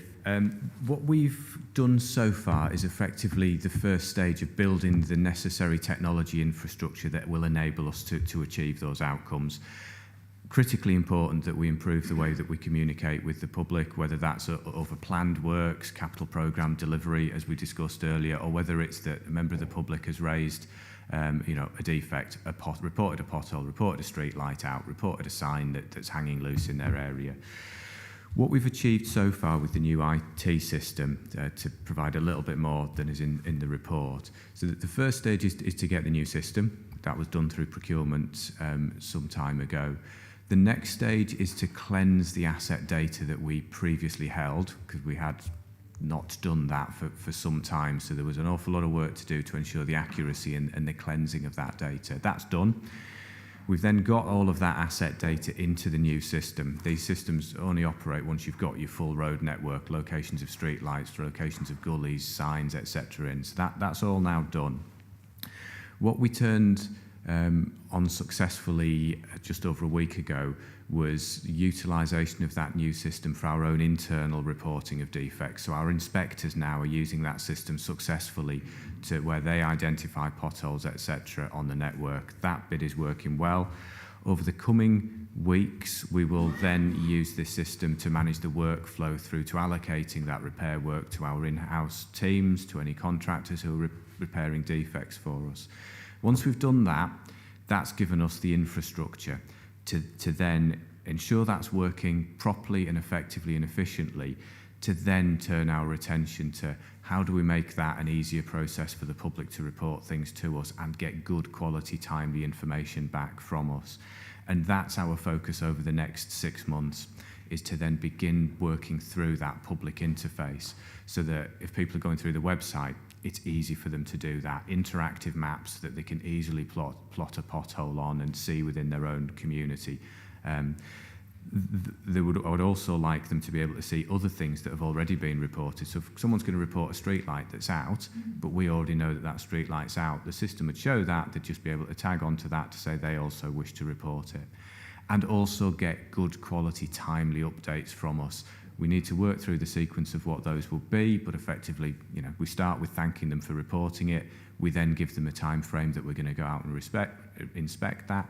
We then give them a response to say, what has our inspection found? Because sometimes, possibly quite often, we'll be saying to that member of the public, thank you for reporting it. Actually, it hasn't met an intervention threshold, but we will monitor it. We know it's there. We will sometimes be replying to say, thank you for reporting it. We've inspected it. We now have it scheduled for repairs. So this technology gives us the backbone to be able to do that. So that's our key task over the next 6 months. Get the system fully embedded for operational purposes, and then start thinking about how we can improve that customer offer. We have also been doing work in the background on the website to improve the general information that's there for sort of non-transactional stuff, but ties into having better information there to the public, and that will be ready to go live in the next few weeks. So we should see some significant improvements there. But definitely that commitment is there, and ultimately for us to be using this system to provide members as well with much more information about what is being done within the communities that you represent, and enabling that to be as user-friendly and frankly self-service as possible as well. So once we've got this right, the amount of information at your fingertips should be much, much better than it is at the moment. Thank you. Thank you for that, Stephen. That sounds really good, and I think members are grateful for the weekly report we get. I think that was something requested when we done the review, and that has worked well. But we need to move it to the next stage, and I look forward to maybe just even it's within the kind of updating reports, just to get a progress report on that as we work through it. Thank you. Thank you for that. I still have 3 more speakers to go. I've got Councillors Dorward, Dempster, and we've got Councillor Slater who wants to come back in again. So, Councillor Dorward. Thank you, Chair. I have 2 questions, a comment and 2 questions, one strategic and one parochial, but you'll be relieved to hear it's not about potholes. So Stephen will be relieved to hear it's not about potholes as well. In terms of this proposal and the programme, I think it's a great example of cross-party consensus in terms of investments, the evidence we are listening to the electorate. So we should all, I think, take credit for this. I think the challenge now is managing it and making sure the programme's delivered as it says. Every confidence. And it's a great example of what we can do when the spending's within our gift and we can shift money about. What I want to ask a question on is page 203, 4.41 and 4.42, which is active travel. And the words that are springing out at me here are indicative funding, whens and ifs and conditional and maybes and not maybes and maybes aye, maybes no's. That isn't in the report, that's just me adding that one. But it says that we will be hopefully getting some funding, indicative funding from Scottish Government of some 780k to improve active travel in the area. Transport Scotland has got a new model that they're developing, and it sounds like it's still in development, which is unfortunate because it's something that we need to get on and doing. 4.42 looks at subject to funding confirmation and affordability. West Transcend and Fries and Galloway Council are seeking to start interventions, subject to funding confirmation, or from the 1st of April, which was yesterday. So I'm not sure if there's an update if these have been done. And applications have been invited for active travel behaviour change projects, which is great. But it's all dependent on funding coming in from Scottish Government. So can I ask if we have clarification on that funding and how it's going to be distributed? Because it looks rather complex. I don't know why it's been changed, but it has been changed. And it's a challenge for us as well from a resourcing perspective. And if we don't have clarification, can I ask that the Chair writes the Scottish Government for clarification when the funding will be available? Thank you. Oh, my other question, parochial question, slightly, not about potholes, is on page 235 in terms of waste service infrastructure. And it's for Nithsdale, which is not that parochial for me. Solar PV array, where is that to be sited and what's that about? Thank you. End of. Thank you for that. If we could maybe go to Tony for the first part of the question, sir. Yeah, thanks, Councillor. Yeah, there is a lot going on with active travel at the moment. The active travel transformation programme, as Transport Scotland have called it, that they're moving towards a different model involving now the regional transport partners and the local authorities, with maybe less focus, less money going through other bodies like for instance, Sustrans, who we've historically received a lot of money for initial designs and then through to construction stages. All I can say at the moment, the last bulletin I had from Transport Scotland is dated February 2024. So I'll maybe just take this away and go and see where we are with the latest. With the 4.42, the behaviour change programme and funding, I was discussing this with Swestrans earlier. We've received lots of applications for this funding, and they've been given notification that pending approval of the funding, their applications will be granted to move forward for this financial year. But yeah, it is very much coming from Transport Scotland and the Scottish Government, them actually committing And we've had this before. It can often go into the spring before we do get confirmation of these budgets. Before I go on to the next part, you did ask that you suggest that I write to the Scottish Government. Depending on the response we get back from Tony, if we could take that in principle, I'm quite in agreement to get clarification on that. Yeah, and the second part. If it's all right, I'll come back with a written response on the solar PV. I think I know the answer to that, but I'd rather be certain. Thank you. Okay, we've got Councillor Dempster. Thanks, Chair.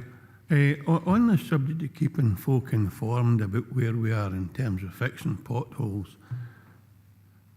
sometimes the old system's the best. We used to go out and paint yellow circles or squares around the potholes, and members of the public then knew that somebody had been, they identified the pothole, and it was only, well, I'm saying a matter of time, sometimes a long time before we get around to fixing them.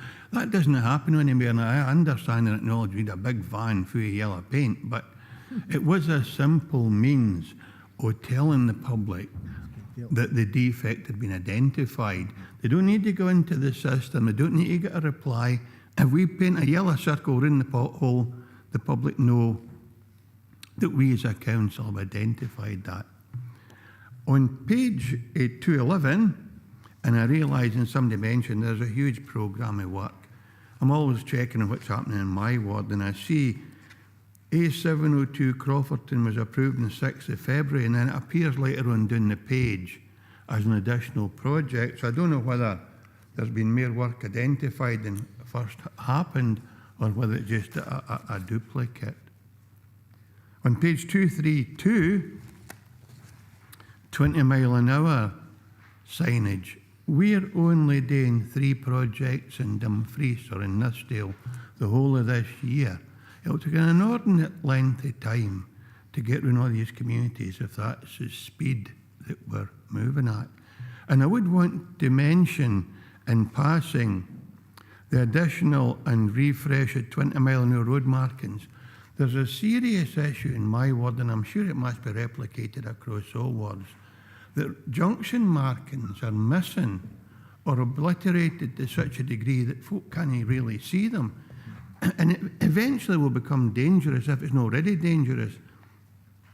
And there's nothing in Appendix 1 that says that any work will be done on that unless it's part of the road safety programming, the 115k. But I'm really concerned that we don't seem to be looking at refreshing existing road markings interests or public safety. And the only other thing, it's a comment, I'll take it up with officers later on because I've got on with officers over a long period of time about this, but on the land asset class on page 236, there isn't a timeline. It's only in there as part of the 24-25 programme, and we used to always get timelines of progress. I don't need any of that today, Chair. I'll get it from officers. And the last throwaway line, the latest plan published by the council a couple of weeks ago, the burial ground strategy should have been here today. And obviously it's not in the papers. And again, I'll take that up with officers, but I hope it appears soon because it's now overdue. So I don't need any responses, Chair. I just make these points, I'll take them up with officers offline. Thank you for your range of diverse questions. I'm only glad I'm not answering them all. In relation to your last point, the paper and burial strategies will come forward soon. It just was not fully complete at this particular time, so that has been noted. Your mention about circling potholes, that must be a parochial issue in Nithsdale because it certainly happens in Sturtry and other areas. But some of the roads look like giraffes when they're by them, but at least they marked them up. But I think I'll leave the rest of the questions over to the officer. Well, the other one I wanted to mention was the 20 mile per hour speed limits. They're obviously being rolled out across the region, but one of the main criteria is population base. So there's the higher populated areas will be seen to first. But Tony, if you'd like to answer as many of these as you can, thank you. Yeah, thanks, Chair. Thanks, Councillor Dempster. Yeah, the rollout of the 20 mile an hours, it maybe is taking longer than expected. They are quite resource intensive for a typical scheme taking, say, 6 months from start to finish. We are expecting to get some, again, funding from hopefully the Scottish Government this year, because their aspiration was to have all towns, settlements, villages to have that were appropriate to have 20 by the end of 2025. And last year, through Scots, I think most local authorities said, well, if that is the aspiration of the Scottish Government, we will need additional resources and funding to help us. So the schemes that you see in Appendix 2 for Dumfries and Galloway, these are the ones that have been are next on the list. And going forward, we're looking to sort of get that funding, either booster up our own team or perhaps get some specialist external consultants to assist, because we're still on the top 10 at the moment, and we've probably got easily over 200 settlements to do. So we need to start ramping it up. However, we are starting with the larger ones first, and as we start progressing through them, we are getting quicker and more efficient through procurement and through our project teams. So it will start to speed up, and we will be liaising with Transport Scotland on the towns that have trunk roads. So, for instance, you've got Sanquhar and Thornhill, Kirkconnell. I never mentioned Sanquhar and Thornhill, Tony. I'll mention some others as well. So there's Langham, and there's other towns throughout the region that sit on trunk roads that will be prioritised accordingly. That's great. Thanks, Chair. Thanks, Tony. Thank you for that. We have Councillor Slater. Yes, thank you, Chair. This is a question for Tony. Page 215. Nistdale, it says obviously some roads have been approved, but Craig's Road hasn't been approved yet. Gilbury Road appears not to be approved yet, and Georgetown Road. Could you possibly tell me, that's one question, tell me when that might happen? And also, I'd like to bring up the fact that constituents are talking about 20-mile-an-hour signs, but a lot of our keep left signs are broken. Some are not there anymore. The ones outside the academy are pointing every which way, but they should. And some are missing altogether. And some roads, when you're driving, if you drive up Craig's Road at night, some you can't see, and quite a lot of them are not lit now, but they're needing a good clean, some of them as well. So can you tell me if some of these signs are important for people driving? Because there's a possibility they could hit the traffic island. And I can name some of them where they are. There's one at the bottom of the Moffat Road. It's all bent. It's actually virtually gone. It's been probably run over at one time. So that's the last. And one more point. The spray injection works very well. But what I would ask for, is it possible maybe 2-3 weeks later to brush the roads to take the excess stones away off the road? That would be good. Thank you very much. Thank you, Councillor Slater. It's taken me many months to convince your colleagues sitting next to you about maybe avoiding parochial matters. And I think there are two of these points that you could probably raise with officers offline, the two of the ward issues. The last issue is certainly one that would cover all areas, by all means. Thanks. In relation to the sort of first question, which was around approval of specifics, without going into specifics, any that are shown as not having been approved yet on the appendices at the back, that's the purpose of today's report, is the approvals of those schemes. So any listed there will be approved today, if members are so minded. In relation to sweeping of the roads following spray injection patching, sweeping is obviously something we do routinely and to a significant extent after the surface dressing works, where there's a layer of aggregate goes on top of the new binder. It's not that common to routinely sweep after spray injection patching, because the level, the amount of loose gravel that there is there isn't sufficient to create skid risk, unless we're in an area where there's a really high volume of that going down, in which case there will be a hazard to the public. So certainly happy to review that, but I would want to review it really on a case-by-case basis in terms of those locations where we've got an awful lot of that technique going in, or perhaps particularly sensitive locations, junctions or in highly populated areas. It would be cost prohibitive to do it right across the programme. The scale of the programme is massive this year with hundreds of miles of road being treated with that. Thank you. Thank you for that. I have no further questions. In that case, I'll go to the recommendations. Will members say happy to approve the recommendations at 2.1 to 2.6? Members agreed? Yep. I've been advised that Lynch is here, but I think we'll try and go through the next item first, item 8.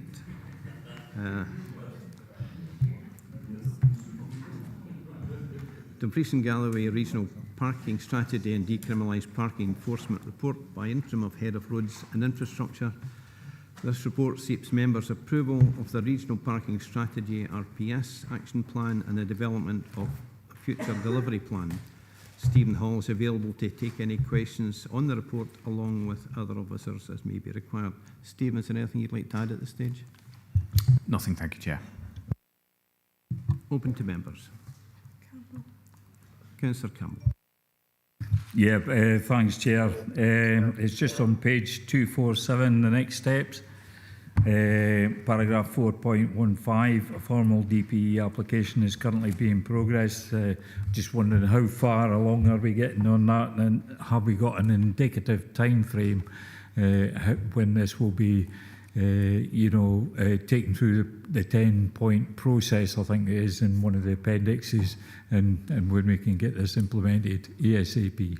Thanks, Chair. Stephen, could you answer them? Thanks, Chair. Thank you, Councillor, for that question. Yep. Early indications are from Transport Scotland that they've informed us that the whole process could take approximately 12 months. Now that's very much dependent on the stages various local authorities are at. So with us having just been through and produced a regional parking strategy, we've already done a lot of the stakeholder engagement, we've talked to other local authorities, we've talked to the police, we've communicated with Transport Scotland. So we hope a lot of the groundwork's now been done.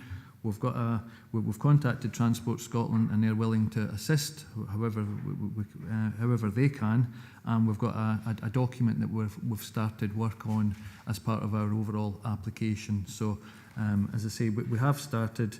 I would be looking at to hopefully have it in place by the end of this financial year. As you see the appendix with the various stages that you go through, it does have to be handed over to Scottish ministers at some point for their review and approval, and that's where we sort of lose control over any timelines dependent on other political goings on with the Scottish Government. But I'm hoping it can be fast-tracked because we do want to get this in place as soon as we can. So let's go with the next 12 months. Yeah, thanks, Chair. It's just on page 347, the 10-point plan that you have to follow, or 10 points. Now, if I understood you right, Tony, you actually said that much of the groundwork's been done, but it still says here that local authorities consult locally on draft proposals. Do we have to go back out on that? I'm not quite sure about that. Tony, can you respond? I'll need to check with Transport Scotland on the exact specifics of that, but I'm hoping that we have already done all the consultation to prove that we've got committee approval for DPE. Happy with that, Chair. Thank you for that. I've got 4 other speakers, but before I go into them, can I ask a point? At the recent meetings, we approved the employment of 6 traffic wardens throughout the region.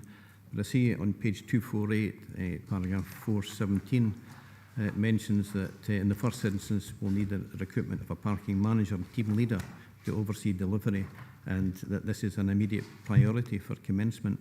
Is that something that would come to committee for approval, or is it, where does that feature?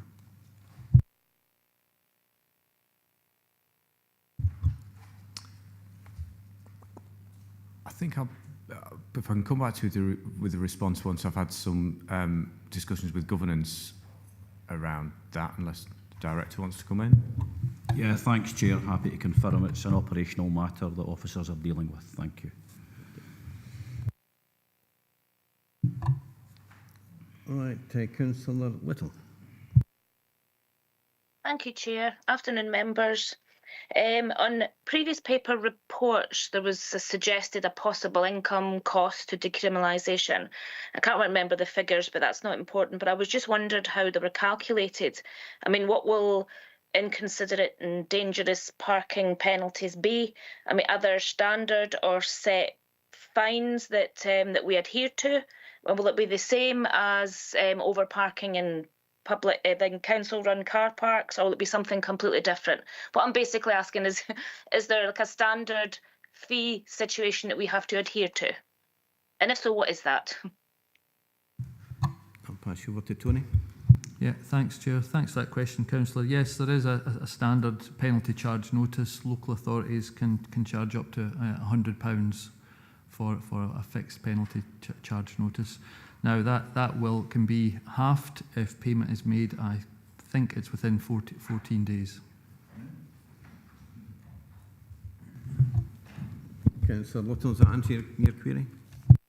Oh, 100%, Chair. Thank you, Tony.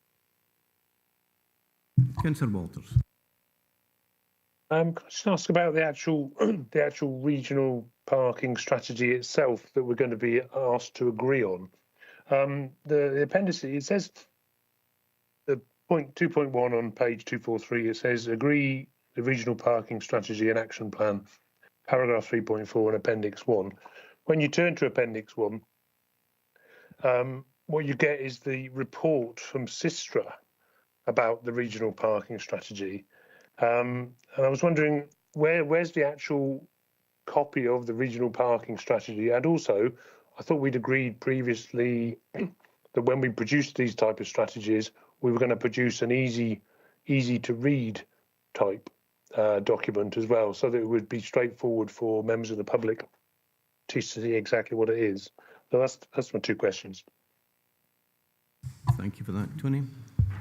Thanks, Chair. Thanks for that question, Councillor. Yeah, the first point is it's Sistra, as you know, we're a consultant that produced it. Once we get approval today to adopt it, we were then going to put it into a council format for a strategy, which can then be uploaded onto the council website and hard copies produced. So the version you're seeing at the moment still has their branding on it. Second question was regards the the easy to use, easy to read version. That's something that we'll get. I think there's a company that can produce that for us, so that can be uploaded onto the website as well. But we need to get them to. I think there's a modest fee to pay for that, but it condenses the strategy into about a dozen pages of a comprehensive, easy to read version. Thank you for that.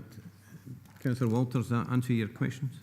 In part, yes. I wasn't really concerned so much about the branding. I was concerned more about the fact that it is a very dense document that is full of examples and pictures and stuff like that. And that's not that. To me, that seems to be something we'd need to take out if we wanted it to be a regional parking strategy that we would put forward to the public and say, this is what this is what the strategy is and this is what we're going to do.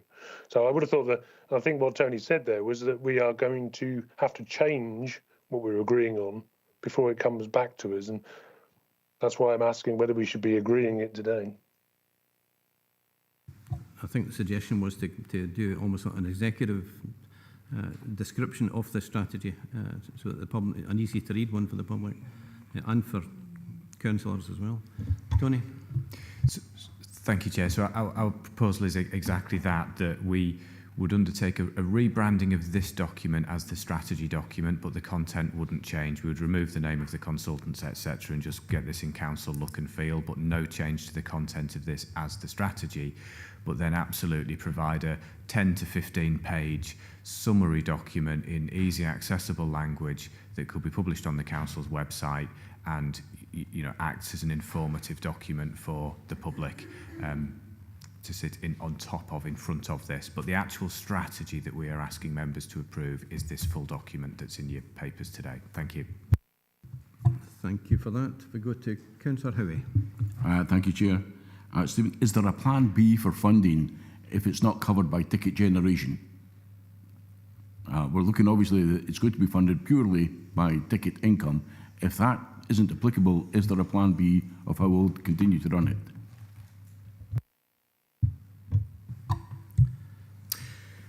So as part of putting the proposals together, which we've reviewed with committee a number of times, is our diligence that sits behind it and sits behind those income figures, that those are figures that we believe are achievable to ensure that this is an affordable scheme for the council going forward.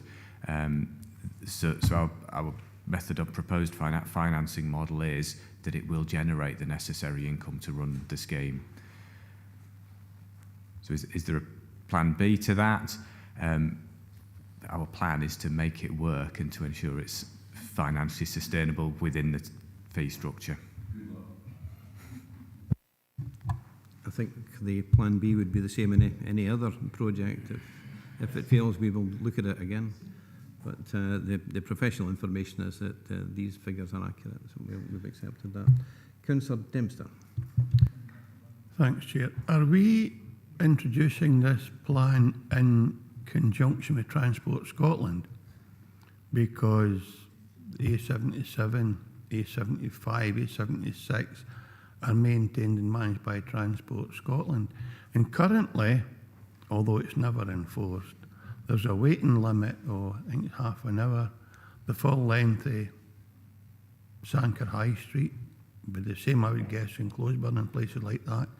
So are we then, this is a question, are we then going to extend the residence parking permits? Because it would be unreasonable, I would suggest, to provide residence parking in Dumfries and in Stranraer and just throw everybody else to the wolves, for want of a better word, because there's the same requirement, and 3.7 is quite clear about transport and parking are a vital public amenity.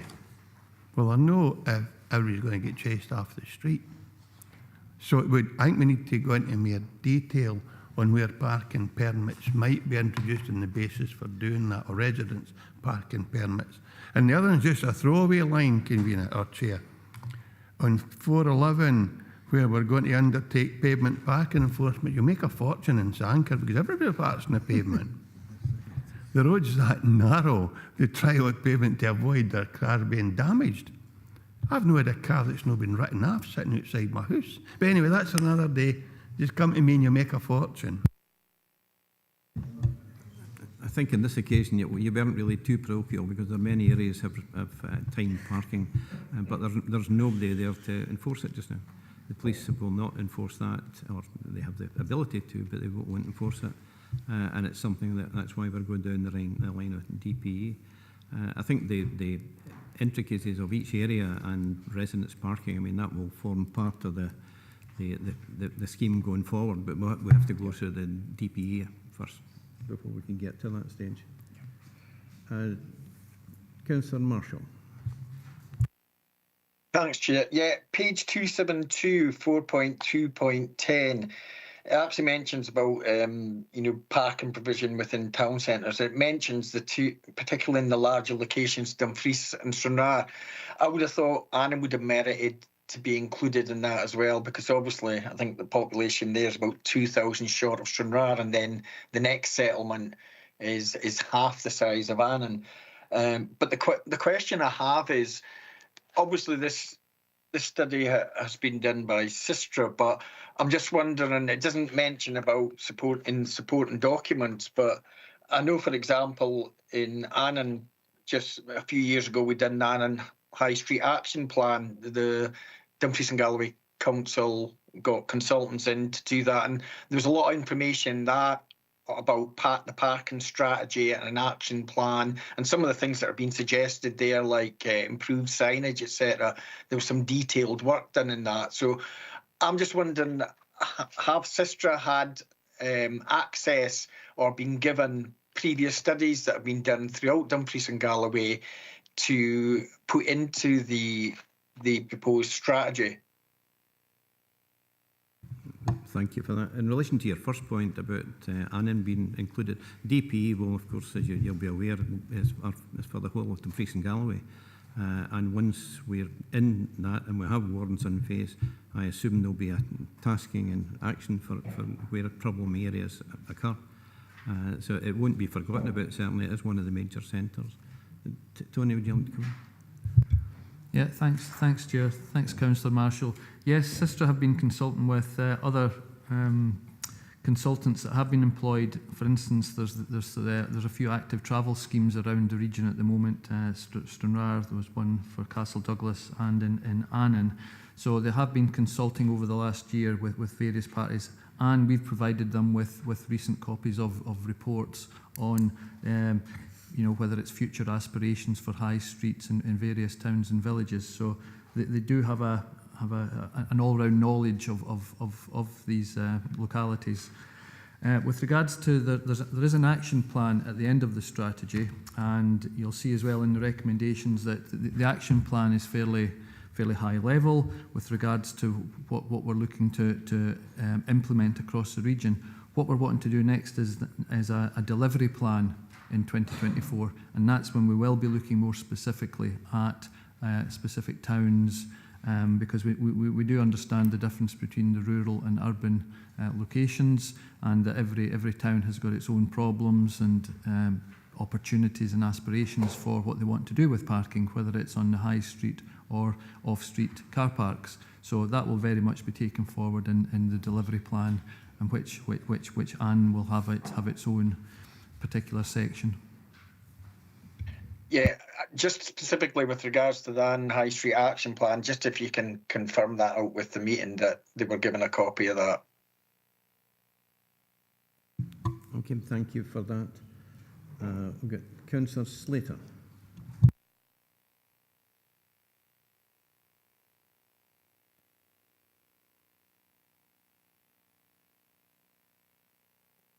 Councillor Slater.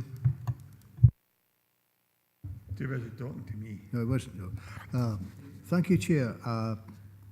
As regards to criminalised parking in Scotland, there's 21 councils on the list that are in this scheme, but only 4 actually make any funding, any money back. The rest run at a loss. Now, we made a decision a few weeks ago there not to charge for any parking fees. So I have to ask the question, how will they actually make money out of this? Because you'll get plenty of people to start with, you'll get fines, but people will learn probably maybe to park somewhere else, and this money, and then you're going to employ 6 wardens. And one last point, will all the signage be changed in the area? Because if I was parked in a place and the signage was poor, I'm probably going to appeal that and probably will win my case. So there's a lot of things to happen. And one last point, I believe it can take up to 3 years to get decriminalised parking put in place. Thank you. If we go in reverse order, I think your last one, that the estimate is around 12 months on that one. The question of signage and lineage has already been dealt with, or is being dealt with the department, and it would need to be in place before any enforcement took place. And what your first point again?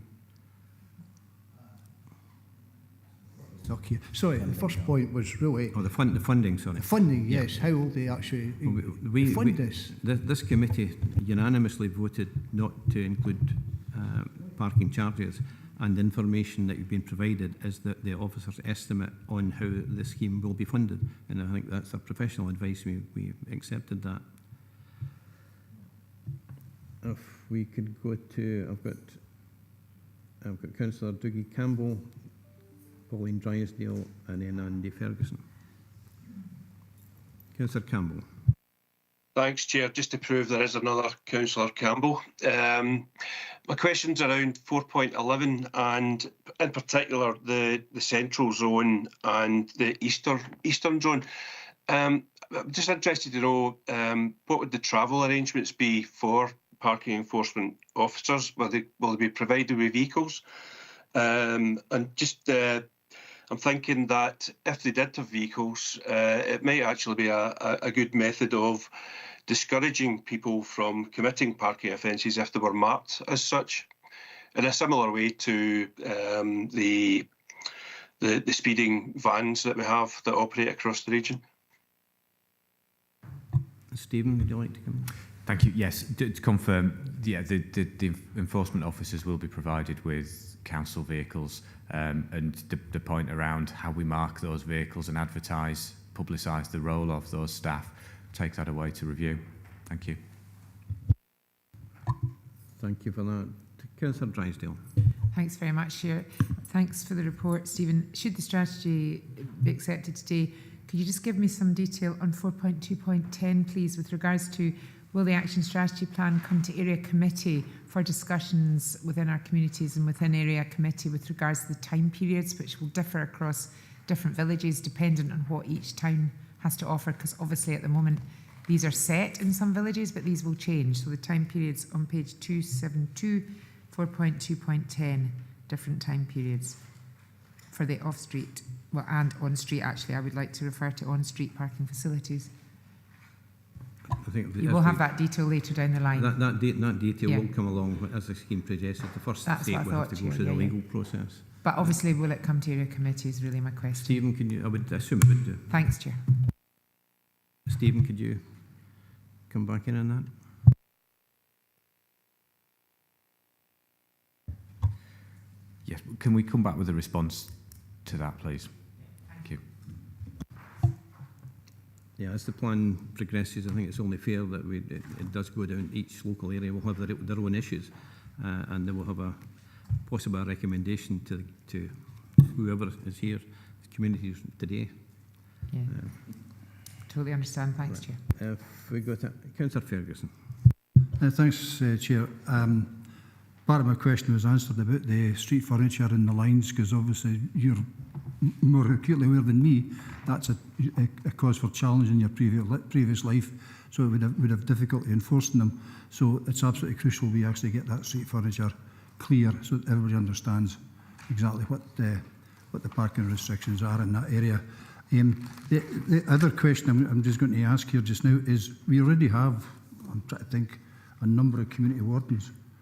Right, so is the plan to actually upgrade their role to take on this enforcement action as well as the extra 6? So that if they come across it in their normal day-to-day work, they can actually do something about it. Where I understand where you're coming from, I think their role is so vast as it is just now. Stephen? Thank you. Thank you, Chair. In brief, no. At the moment, with the way we're viewing it is 2 discrete teams with discrete areas of activity. And rationale for that is both, as you mentioned, Chair, the breadth of role already for those existing staff, but also this is something that I've looked at previously in other roles, and the public perceptions of some of the different enforcement activities can make it actually quite hard for the individual officers to span that full range and breadth, and can put them in quite challenging positions. The public perceive officers undertaking different enforcement activities slightly differently often. As a part of this is about actually us supporting our staff as well. So certainly to begin with, and it's certainly something that could be kept under review, at planned timeframes. But to start the process, discrete teams. Thank you. Yeah, it's certainly something that can be looked into as the scheme progresses. Yes. Yeah, I was just going to say the scenario is somebody sitting parked badly and chucks a bit their Coca-Cola or something, their Big Mac out the window. The warden can give them a ticket for littering, but they can't do them for being parking. It's crazy, right? It's not as if it's a massive increase in their workload. I would suggest that we get more abuse chucked at them for members of the public if they weren't doing something about it when they see them doing it there, rather than the other way around. But that's my view, and obviously I'll leave that to officers to bring something forward.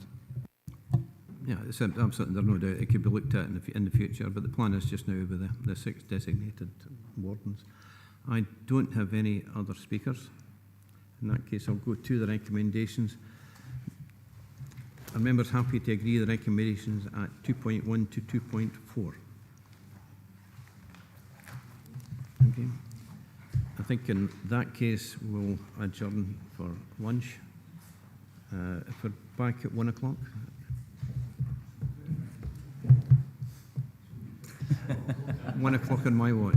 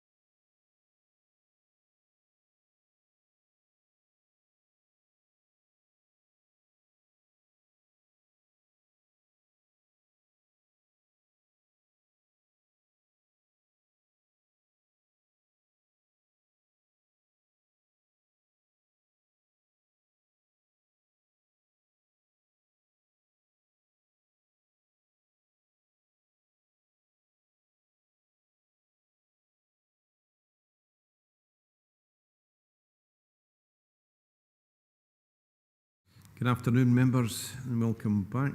Go to item 9, School and Local Bus Service Review. Bus Review, Report by Director of Communities. This report provides details of the outcomes and findings of the School and Local Bus Network Review and to provide recommendations to progress with securing a sustainable transport network. Harry Hay and Douglas Kirkpatrick are here to take any questions on the report. Is there anything you'd like to add, gentlemen? No, thank you, Chair. Open to members.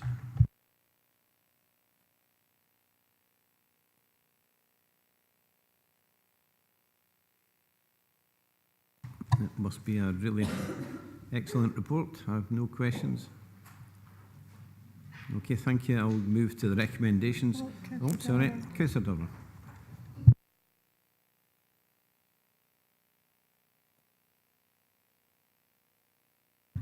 Thank you, Chair. It's an interesting report, and the outcome, the study is by Stantec. The review is, I would say, disappointing where we are in terms of our buses, and what it's asking for is that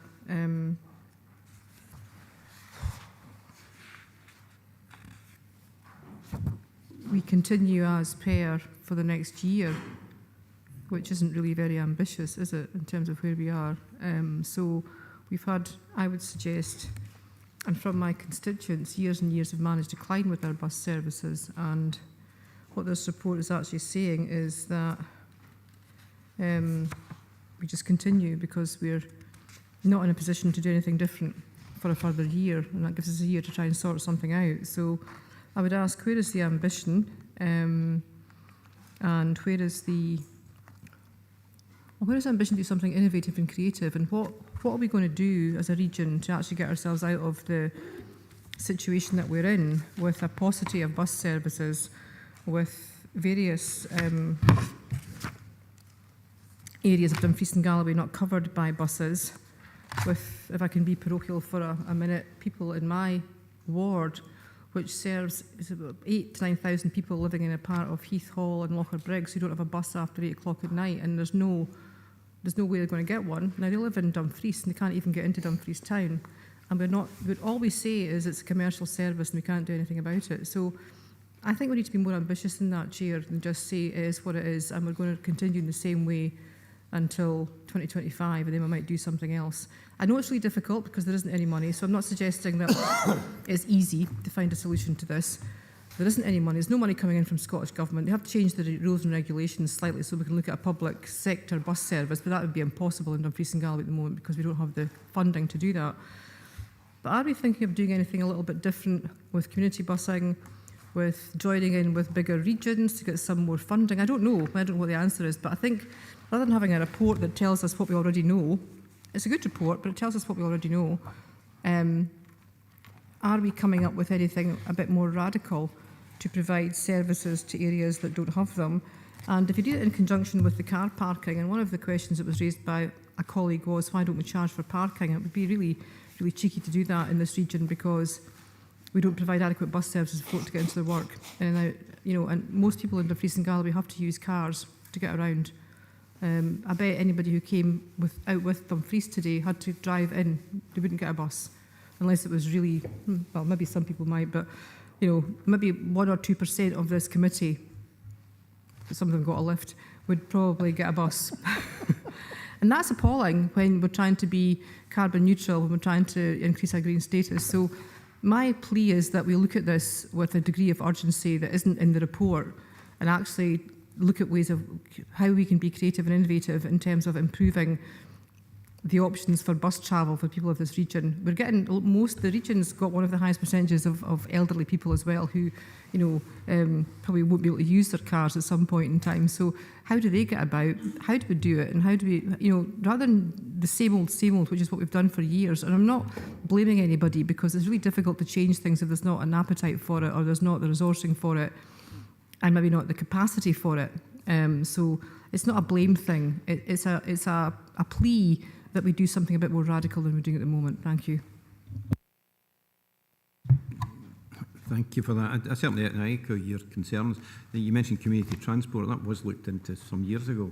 In fact, where even funding came from a source, I can't remember whether it was Swiss Trans or a source, to local community groups to get community buses on the road. And it's certainly something that may be worth looking at. I think the unfortunate thing is that people, just the numbers that are travelling on buses, people do not want to travel on buses, and that's ended up a reduction of the service. But it's not to say that we shouldn't look at it again. Douglas, would you like to come in? Yes, thank you, Chair, and thank you, Councillor Dorward, for the questions, etc. Yeah, yes, the report does tell us where we are, and it doesn't really tell us anything new, really. The good thing it does say, we are working within the funding we have. There is a high degree of efficiency of the services we're providing. However, the network is very fragile, and we are working within that very challenging financial envelope as well, as much as we can. I apologise if there's a lack of ambition within this. There is the three-tier model, and from now onwards, should the committee agree to go forward today, it really will be at pace now, working with our operators and working with community transport, looking at how DGC buses, the council's own fleet, fits into the equation in a better way. So we do have that sense of urgency. We're aware it's a very large challenge ahead of us, but we now need to focus in on with our delivery partners who are our existing operators and how we take that forward. Being aware, obviously, of the legislation that surrounds this, particularly around commercial services. But we have to bring the commercial sector with us to improve services. So hopefully that helps, Chair. Councillor Dorman. Thanks, Douglas. Just to be clear, this is not about lack of ambition from officers. So don't apologise for something you've really very little control over. So it's not about that. It's about lack of positive legislation and lack of positive proactive funding from the government. Thank you. I don't know how we could look at that going forward to try and develop that, some impetus on even the council's ambitions to increase that, and possibly contact with the Scottish Government at some stage, seeking support. But if we could look at that certainly in the near future. Councillor Dempster. Thanks, Chair. You'll not be surprised to hear that I'm no particularly happy. When Councillor Dorward talks about nobody getting a bus after 8 o'clock at night, nobody in Warnock-Head can get a bus on a Sunday at all, at any time of the day or night. We just simply don't provide that. We'll leave these folk isolated. And that's a real issue for me.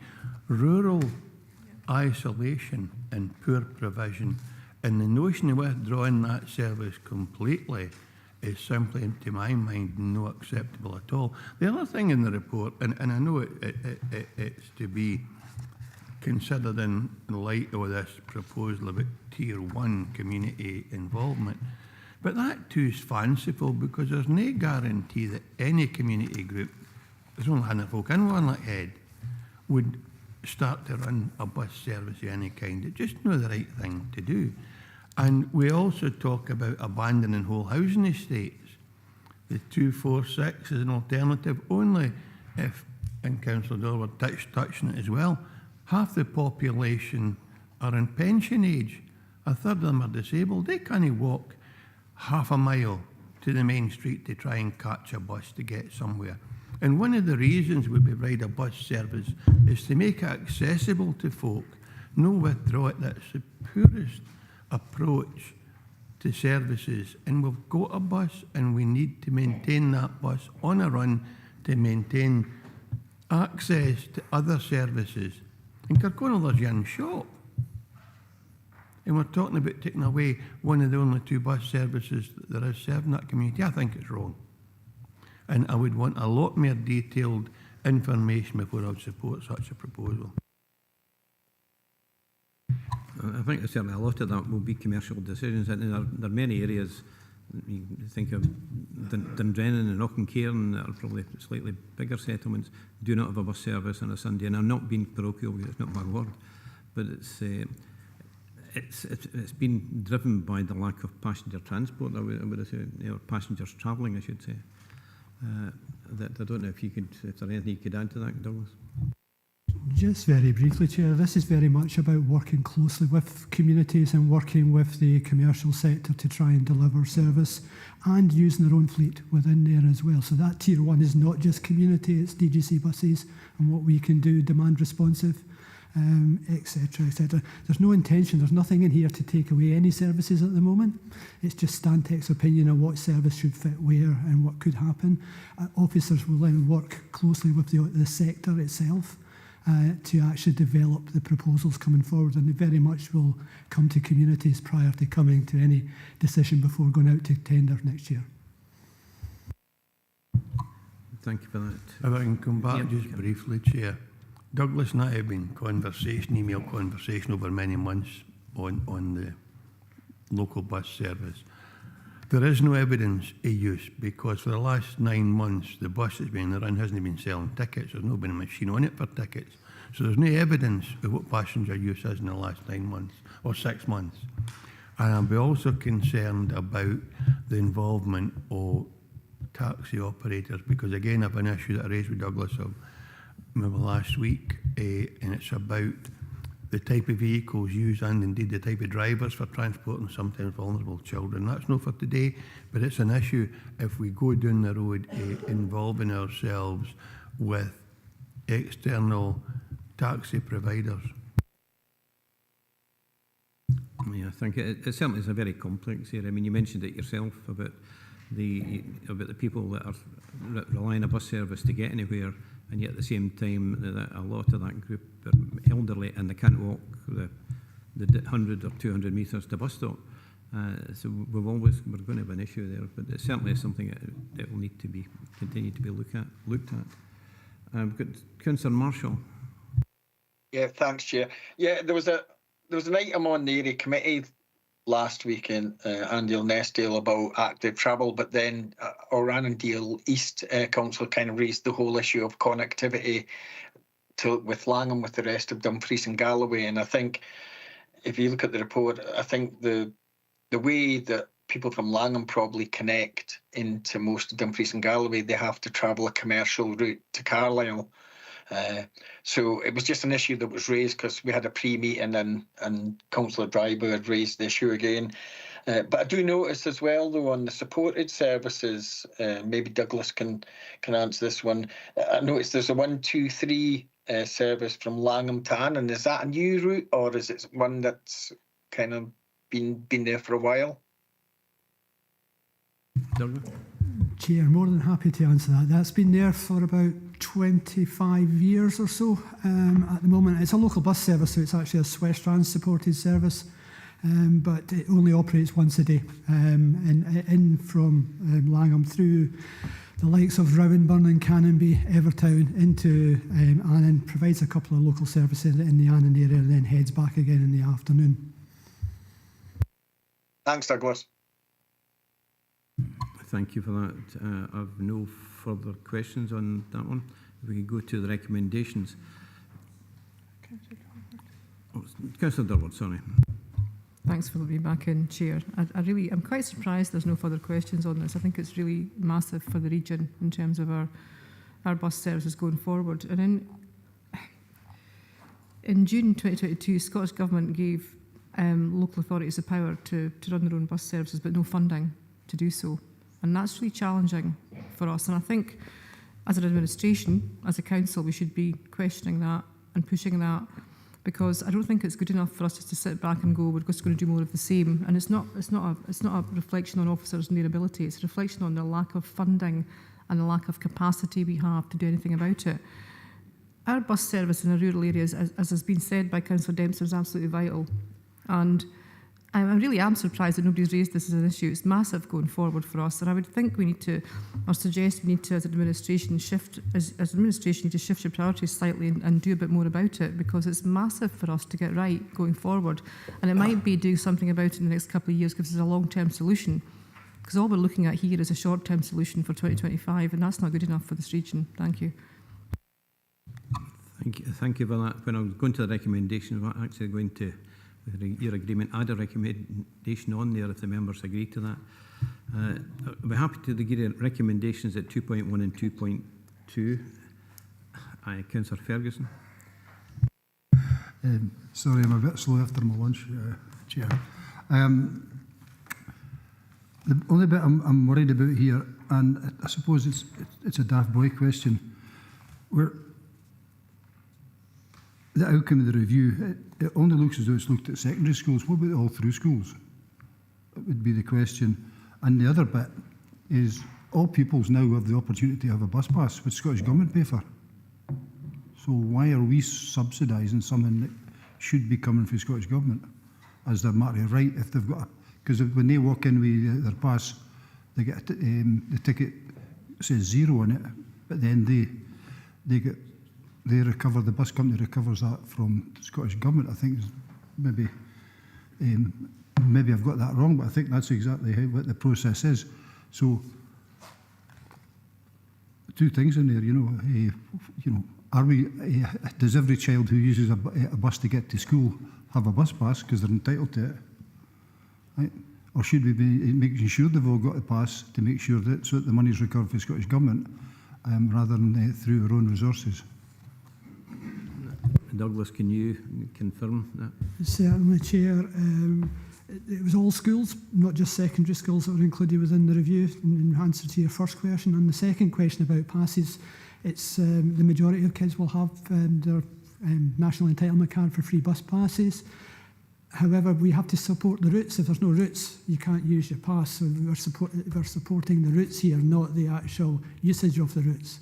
The operators do get their money back for the kids using the pass, and they take that, in theory, they take that into their account when they supply a price to provide the route.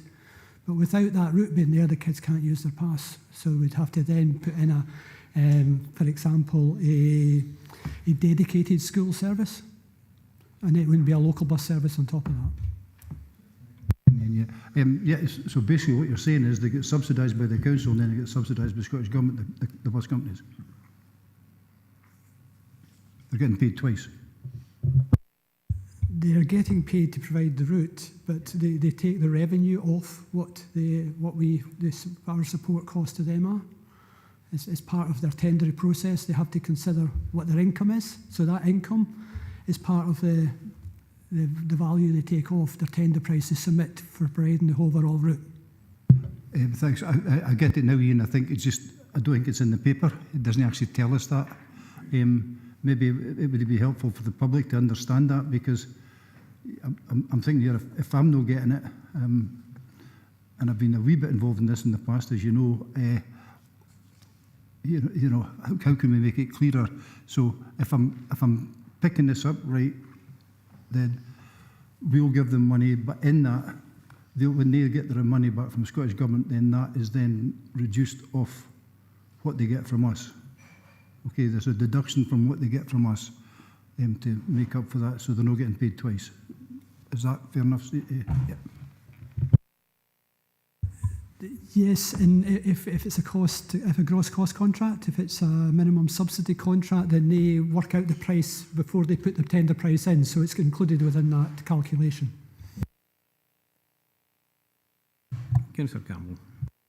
Thanks, Chair. It's just picking up a point of what Councillor Dorwood was saying. It's not just lack of funding, it's also a lack of patronage. Because Appendix A, when you look at some of the patronage on page 417, you got the Thornhill to Durrisdeer, 4 passengers using this service over a month, and when you look at all the other ones that's in the appendix, there's some are very well used, and there's some that, maybe only 1 or 2 people a day if you're lucky, or even 1 or 2 people a week. So it's a lack of usage, even though these are subsidised services, or Dumfries and Galloway buses that are being used in these services. So we need to take that into consideration as well. Yeah, that's certainly understood. Councillor Slater. Yes, thank you, Chair. Regarding bus services, the one called the Lochside Loop has an average of 15 people per bus, whereas Georgetown has an average of 2 people per bus. So I can understand why there's concerns about financing that, because quite a lot of people were not using the bus. But you're at I think Lochside, it's called the Lochside Loop, and it's the busiest one in Scotland, I believe. Maybe Andy can maybe help me there, but it's one of the busiest, if not the busiest, in Scotland. So it'll obviously pay for itself. Thank you.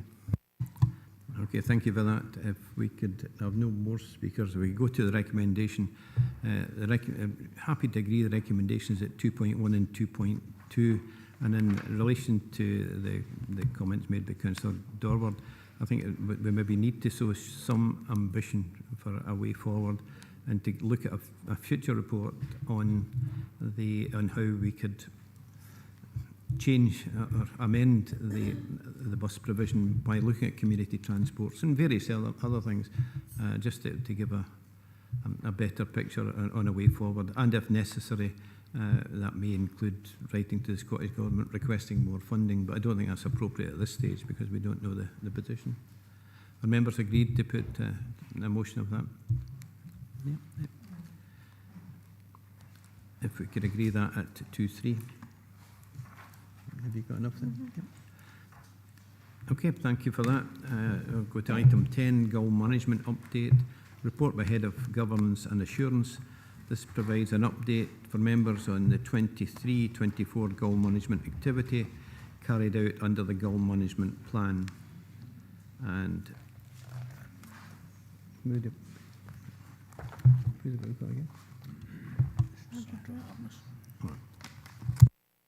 sorry, we have Sandra Harkness to speak to the report. Sandra, is there anything you'd like to add to it? Thanks, Chair. Just a slight update on page 438, paragraph 4.5. The figure given for the number of complaints we've received about nuisance skulls was given as of the 21st of March. Just to update members fully, that figure to the end of the financial year is 41. So there was an additional 2 extra, but it is still significantly lower than the previous year. Thank you. Thank you for that. I've got Sean Marshall.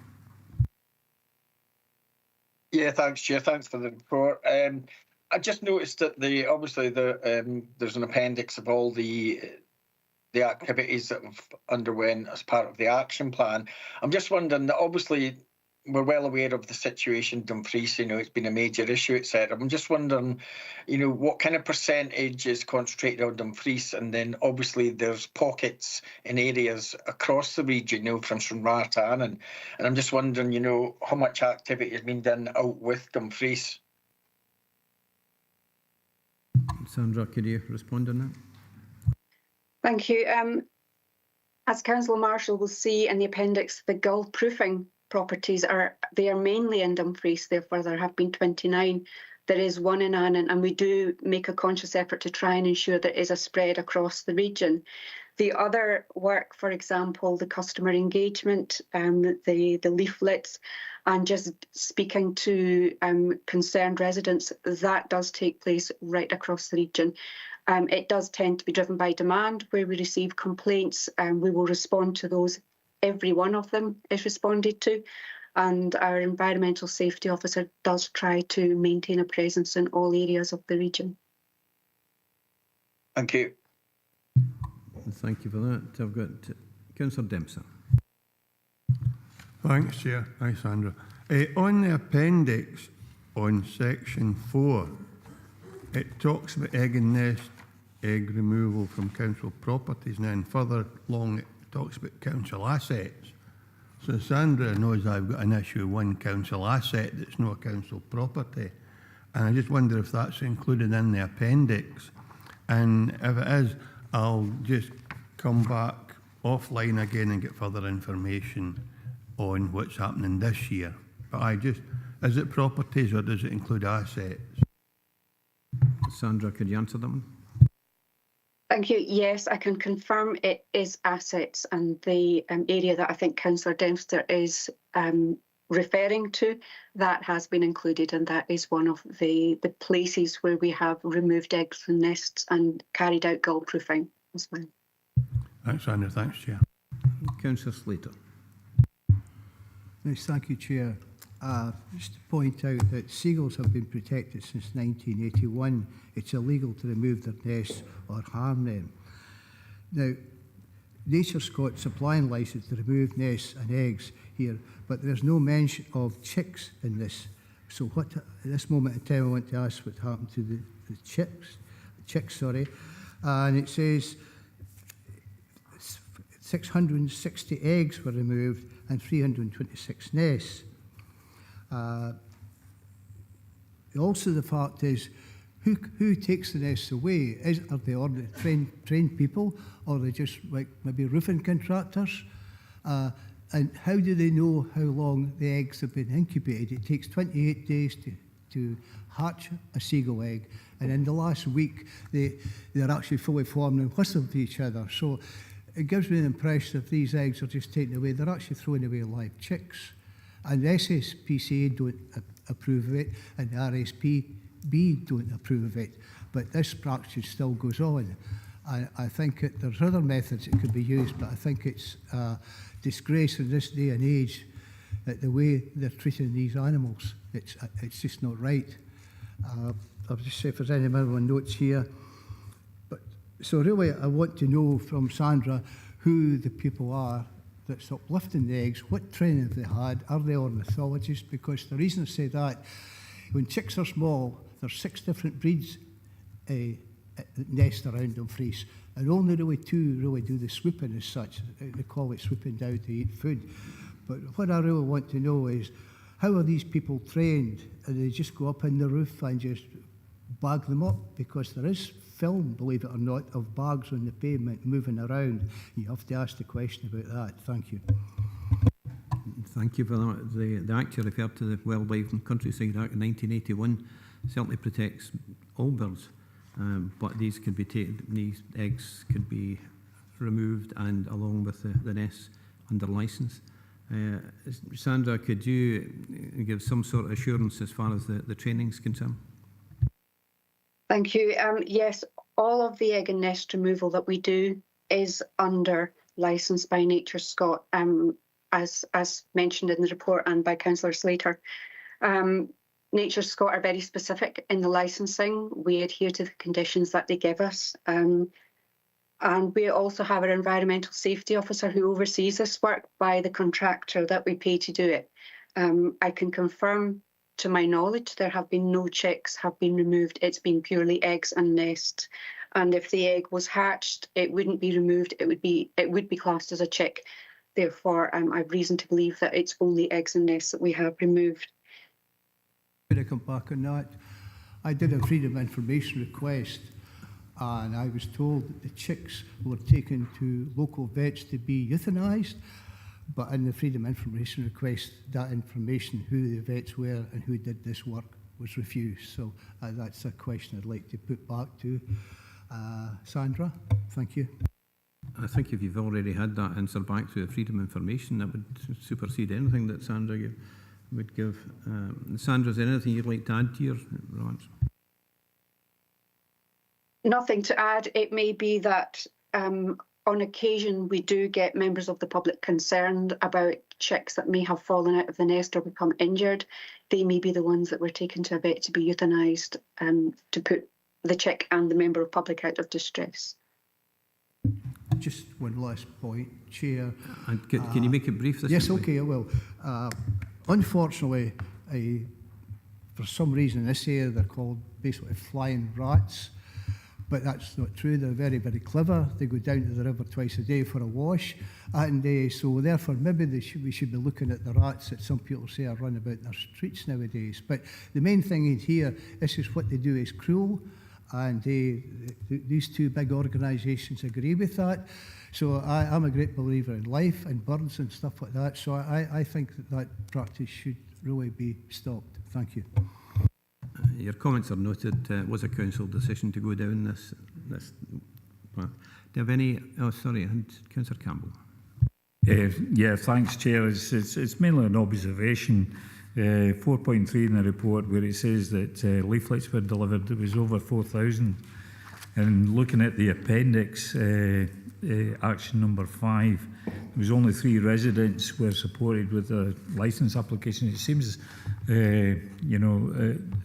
very low considering the amount of complaints that we get from, residents with goals and all that. I'm just wondering maybe if there was any further information of why there was only 3 residents were supported, and my gut instinct says it should have been more, but it is what it is. Sandra, can you respond on that one? Thank you. Yes, the leaflet focuses largely on preventing gulls from nesting on roofs, not necessarily the removing of the eggs and nest and the licence application. What we aim to do is have residents prepare for the gull breeding season ahead of time and remove debris from the roof that the gulls may be nesting in, and to take preventative measures so that they don't then have to go ahead and use a licence to remove eggs and nests in future.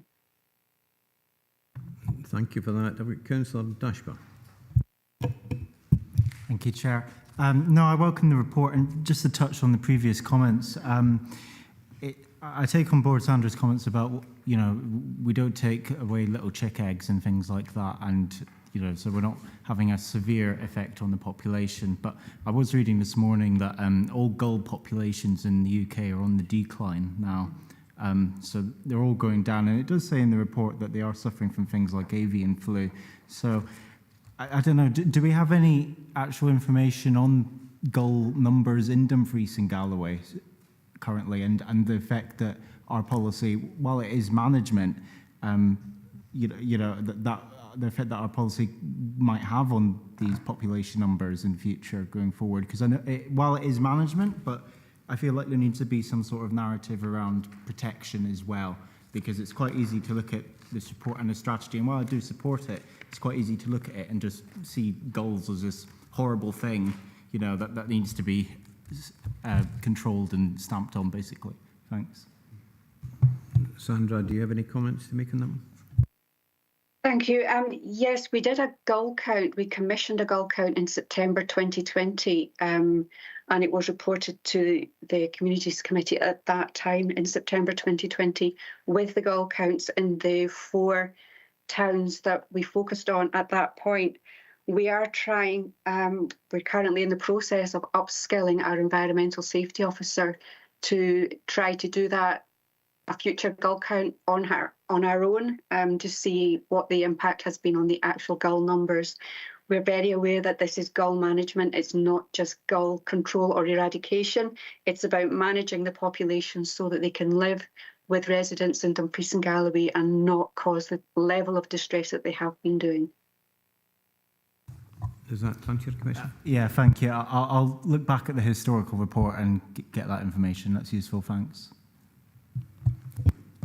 Okay, do we have any further questions on that? Yes, Councillor Dempsey. Just one, how do we go about applying to the Coastal Communities Fund for money to shift the egg, given that that's where they come from? You'll need to wait till next year for that one. Councillor Slater, did you want back in again? Yes, it was just to say to Sandra, if they want to count the gulls, it's a good time to go down about tea time where they go for a wash, and you could take photographs and count them quite easily that way. Thank you. Right, thank you for that. If we could go to the recommendations in that case, are members happy to agree the recommendations at 2.1 to 2.3? Go to item 11, the review of leisure arrangements with external providers, report by the Head of Neighbourhood Services. This report updates members on a programme of review which has been undertaken on the wide variety of arrangements our Council has with community and third sector organisations who support the delivery of leisure services provision and facility operations in the communities throughout Dumfries and Galloway. Harry Hayes here available to take any questions on the report along with other officers as required. Harry, is there anything you want to add to that? Not at this point, thanks, Chair. Members, I'll open it up for discussion. Councillor Marshall. Thanks, Chair. Yeah, it was only this morning when Labour Group spokesperson reminded me that this was initially a request made by myself, because I didn't recognise it as such. I think the request originally originated back in I think it was item 4, the revenue monitoring report on 6th of February. And there was a line in there that basically it kind of highlighted the fact income levels in leisure and sport are subject to close monitoring. And I think it was in relation to a private business having, being additional competition for one of our facilities. But the issue I raised at the time was with regards to the Ice Bowl. And, I did recognise that it's, a fantastic building, it's very successful, etc. But as someone who has been on communities for a long time, on sports and leisure, and all the different committees it's been on, I've always been a champion for income maximisation of our facilities. And I did raise at the time, that certainly on communities, I've never seen reports that have came about, for instance, I think the Ice Bowl leases half of it to the curling club. And then we also have another contract with a private company in relation to Solway Sharks. There's obviously demand for the facility because we also have the very successful Solway Skaters. So my original request was to get a report on that, and I think also was added was DG1. But this report is kind of like looking at a full-scale review, which I do object to, but it's got to take a year. And I think the reason why I raised it originally was budget pressures. So we're going to have to wait another year before we get a report back on whether we can kind of look at putting in some improvements to maximise our income. So whilst I don't mind the overall review, I do think at 4.5 that there's got to be some informal process of updating members over the next 12 months. I think there needs to be more formal communications on progress, and it might be a 6-monthly interim report on the work, because obviously this is a big piece of work. But notwithstanding that as well, because I know, and forgive me if these haven't came to the Communities Committee, it might have came to the Dumfries Common Good, because obviously as being a member of Annan Common Good, we're going through leases with like Annan Athletic, etc. at the moment. So we scrutinise those, etc. and agree them. So I still feel that whilst we're going to do this piece of work, it's going to take a year. And there's been a couple of reports earlier today, and we're not going to get a report back until about a year on the parking. Have to get permission from the Scottish Government. It's going to take about a year. I do feel that I would still like maybe a report from my original request for the Ice Bowl to come to the next meeting to give us an update on that position, because I think there's an opportunity there maybe to maximise income and maybe take away some of the burden of our budgets. Thank you for that. If I could put this on record, first of all, that I do recall you mentioning it at the last Communities Committee. Although this wasn't the first that came to light, I actually raised it with the Director last year, towards the end of last year, and it was agreed at that time it would come forward, a report would come forward, and to be fair, it would look at all such arrangements and not necessarily tie in just one at any one time. And that's the reason that the report came forward. It's something that we were all aware of. This has gone on, the arrangements have gone through numerous administrations in the council, and this is the first time it's really come to the stage that we're actually going to look at the arrangements and what they are, and not just single any one particular one out at this time. I could now refer to the Director. Thanks, Chairman. Thanks, Councillor Marshall. You did indeed raise this at the last meeting, and it was an important point around income generation. And as the Chair says, it's certainly something that has been brought to my attention periodically around all aspects of income generation, sponsorship, relationships with public bodies, private bodies, and therefore in dialogue with colleagues across the council, this piece of work is now commissioned, and I'm very pleased about that, because as all members would acknowledge, the challenges on these services are only going to get more difficult, and on that basis we need to have a real thorough look at how we can absolutely minimise cost, maximise income to retain these vital public services, because as we know, these are the services that in many cases are more likely to be subject to budget reduction in the years ahead.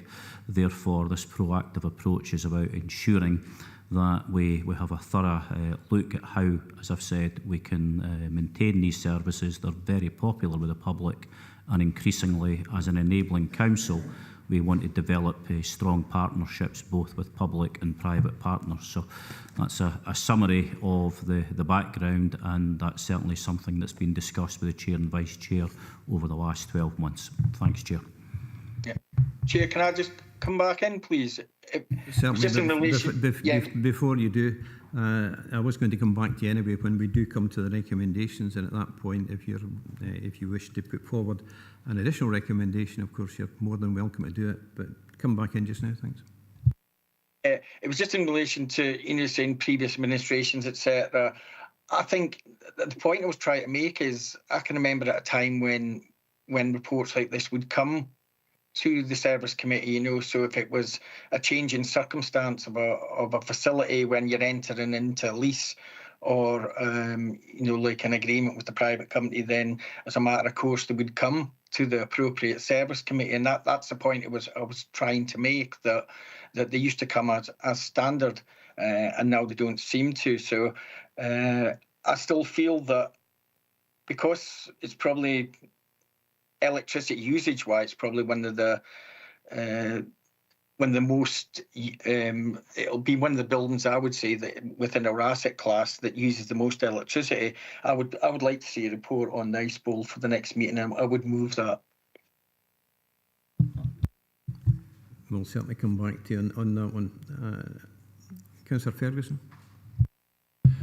Thanks very much. I think, like you, Chair, I think you just said it there. If we're doing a review, we review everything. We don't review one facility. And we certainly didn't pick one out. My only worry I've got, if you go to 3.3, and it's kind of a question for Lee and Harry, the short life working group, I see there's nobody there from any sporting bodies or externals. It's all internal. So how do we get a true feel of what the sport requires or what the athletes require without that external input? And the other worry I've got a wee bit here is because the recommendations to receive an update to the appropriate council committee, which is, I think, is fair enough. But then in 4.4, it's telling us that it's got to deliver recommendations to future meetings of the budget panel, which has got no decision-making powers. So I would be suggesting that this committee would have to make, or the new committee, whichever one's covering it, is going to have to make a decision and then go to the budget panel for consideration in the next year.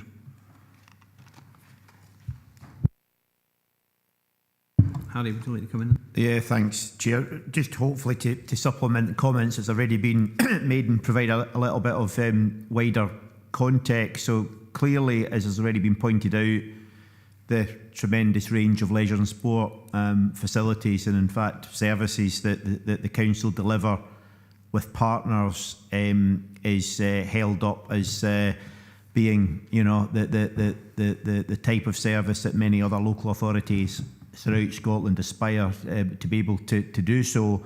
And members will no doubt be aware that the leisure and sport service, particularly facilities, has already been subject to a number of reports to the council's budget panel. And one of the drivers for this bit of work is that over the years and some of the agreements that are in place at the moment between the council and community sport partners, some go back into the teens of years, 14, 15, 16 years. They were established for the very best reasons, but it's fair to say that a whole range of internal and external factors have evolved and changed over these years.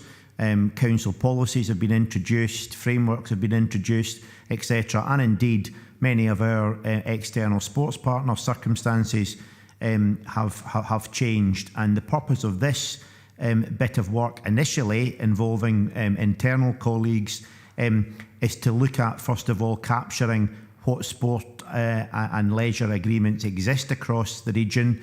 I think at last count there are dozens of them for a whole variety of reasons, from swimming clubs to curling activities to 3Gs to multi-use games areas and everything else in between.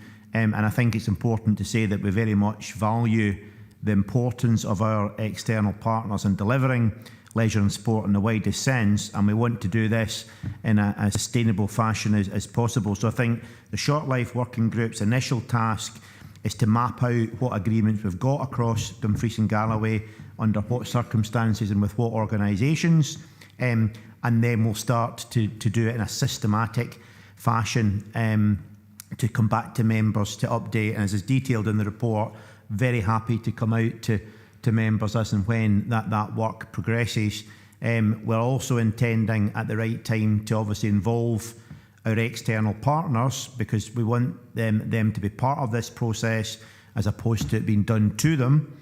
But we need to understand the context and the operating model that we've got. And I think, we've had approaches from a number of community sports partners already saying that, they very much welcome that dialogue to start to look at what their business models need to be moving forward and how that can align to the councils, because there's a clear commitment within the council plan that empowering our communities, enabling communities, working closely with communities is an absolute key part of what our focus needs to be. And as I already said, gone are the days where we deliver all services ourselves. We've got to really work closely with partners to enable us to do that. So I think this first bit of work is about understanding, mapping out what the agreements are, and working very closely with the range of internal colleagues that are detailed in the report to look through that lens as well, to make sure that as we move forward, things are as sustainable as possible. Thanks, Chair. Thank you. Councillor Ferguson. Thanks very much. Thanks, Harry. I'm going back to 4.4 again, this is the bit that really worries me here, because unless we get the work done early in the process, the change in just read this, enablement activity being undertaken to seek transformation across council service delivery. That means change, right? Get that. We are also all aware that I don't think there's any leisure and sport facility anywhere in Scotland or anywhere in the world probably that doesn't have a subsidy of some description, right? So I'm taking the nods, right? So that seems fair enough. The point I'm making here is, before this gets anywhere near the budget panel, it should surely come to the parent committee that oversees the functions that this area covers, right? So that it gets the input from the specific committees that actually refer to what's then going to go to the budget panel with recommendations, because this can't just be about money, right? Because if it's going to the budget panel, it's about money. Right? That's the inference people are taking from that, and I would take from that. If it goes to the budget panel, it's money, right? And the only way you can save money is to shut things. And that's the last thing on anybody's mind here, is that we need to make sure that the people out there in the community and the staff involved, right, in all the different departments of the council, whoever's got this in the new structure, actually, and I think it's you, Harry, isn't it? They all need to be very, very clear that this is not a budget exercise. And despite what Sean said, that's Sean's view, and I don't actually think it was ever a decision of this committee, but it was discussed at Sean did put that Duttonsworth into the last committee, and I know that there's been ongoing things over a number of years, Ian, about the effectiveness. I was involved in it with Derek and company. I think John and Archie were involved in it as well as you have with Jackie. So I think we're really careful here what we're agreeing here today. Yeah. I think your point's been noted as far as that's concerned. It does seem reasonable that the results of any review come back to this committee for consideration. And if we decide that any change is necessary that would have financial implications, then it would go to the budget panel. It does seem a fairly logical way to do it. Director? Yeah, thanks, Chair. I think it's a very important point. I'll defer to Harry in due course. He's obviously the author of the report, but I do think it's an important principle around the governance process that this work is undertaken and in the first instance reported here. It'll be a matter for this committee to determine, therefore, what happens after that. I think that's an accepted principle, and I'll defer to Harry just for the clarity on the particular sentence in the report. Thanks, Chair. Harry? Thanks, Chair. Yeah, so the leisure and sport review has already been considered by the budget panel as stage 1, and as things stand, we have to go back with subsequent information in relation to stage 2. The point's been quite correctly made that leisure and sport provision is far, far wider than just pounds and pence. We had discussion earlier at today's meeting in relation to events, for example, and the economy, and how leisure and sport in the widest sense positively impacts the economy, but clearly there's a huge impact from a health and well-being perspective as well, and part of the work that we're doing as part of the leisure and sport review is looking at the impact of leisure and sport provision on the health of our residents, and working with colleagues in health in terms of how that can be maximised. So certainly to reassure members, we're wanting this programme of work to be done in a very systematic, planned and indeed transparent manner, and we'll be very happy to use the relevant service committee to bring not just this element of the programme forward, but indeed other activity that's happening within leisure and sport, to make sure that the consequences of any subsequent decisions are well presented, and members are given the ample opportunity to make decisions in relation to that. And if clearly it needs to align and be compatible with sort of wider council decision making as well. Hopefully that reassures, Chair. Thank you. I think the Director would like to add.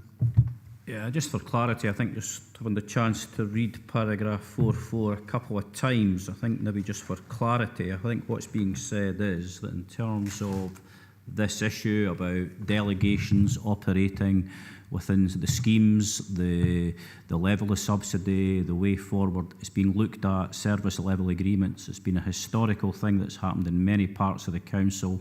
What they're saying in the report here is, while we're looking at this, there'll also be a look at this across the whole council. So therefore, I think if we were to add in to that sentence to read it better, the change and enablement team, while currently working with leisure services, will also be undertaking similar work across other council services to support the presentation of recommendations to appropriate committees and thereafter budget panels. I think that puts a different perspective, and I think that's the intention behind it, whilst I accept that's not what's in front of members. Thank you. I think that would be agreeable. We've got yeah, when we get the next report, can we actually get a list so we can actually see, because this goes from the far west to the far east, you know, and there's so many we don't know who we're all talking about here. We're going round in circles. I mean, I know in my ward there's at least 4 or 5 different things. That was the agreement. That's why we went down this line. Rather than look at one particular service, yes, find out what shared services we have right throughout the council. That's an important first step. Councillor Lowe. Thank you, Chair. Definitely welcome this report. And there is this very fine balance between grassroots sports development across the board, but sustainability and being able to maintain our facilities. I didn't wish to be parochial, but we do have a situation locally where we have thriving girls and women's teams who very often to play their home games have to travel 8 or 20 miles because the local facility is booked up by a larger team, block booked. Sometimes they don't use it, but actually our teams are struggling to find somewhere to train. So there's this balance between supporting our local, it's all sport and well-being and all comes under that, But in review, please can we ensure that the facilities are as widely available as possible to local users? Thanks. Thank you. Where I think that probably could be looked in the future, I think that the purpose of this report was to find out what arrangements are in place for the management of these facilities. I think that's maybe a different issue about the availability, but it's maybe something the officers could take on board. Lee, is there anything you want to add on that?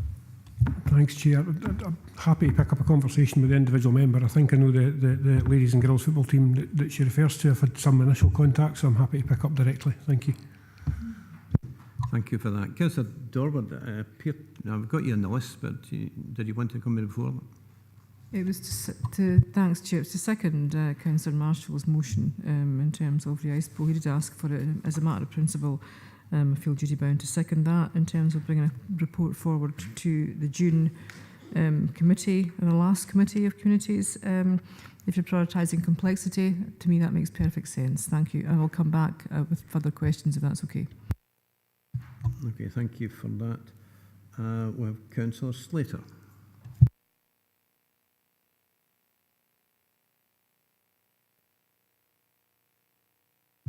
Okay, thank you for that. Councillor Drysdale.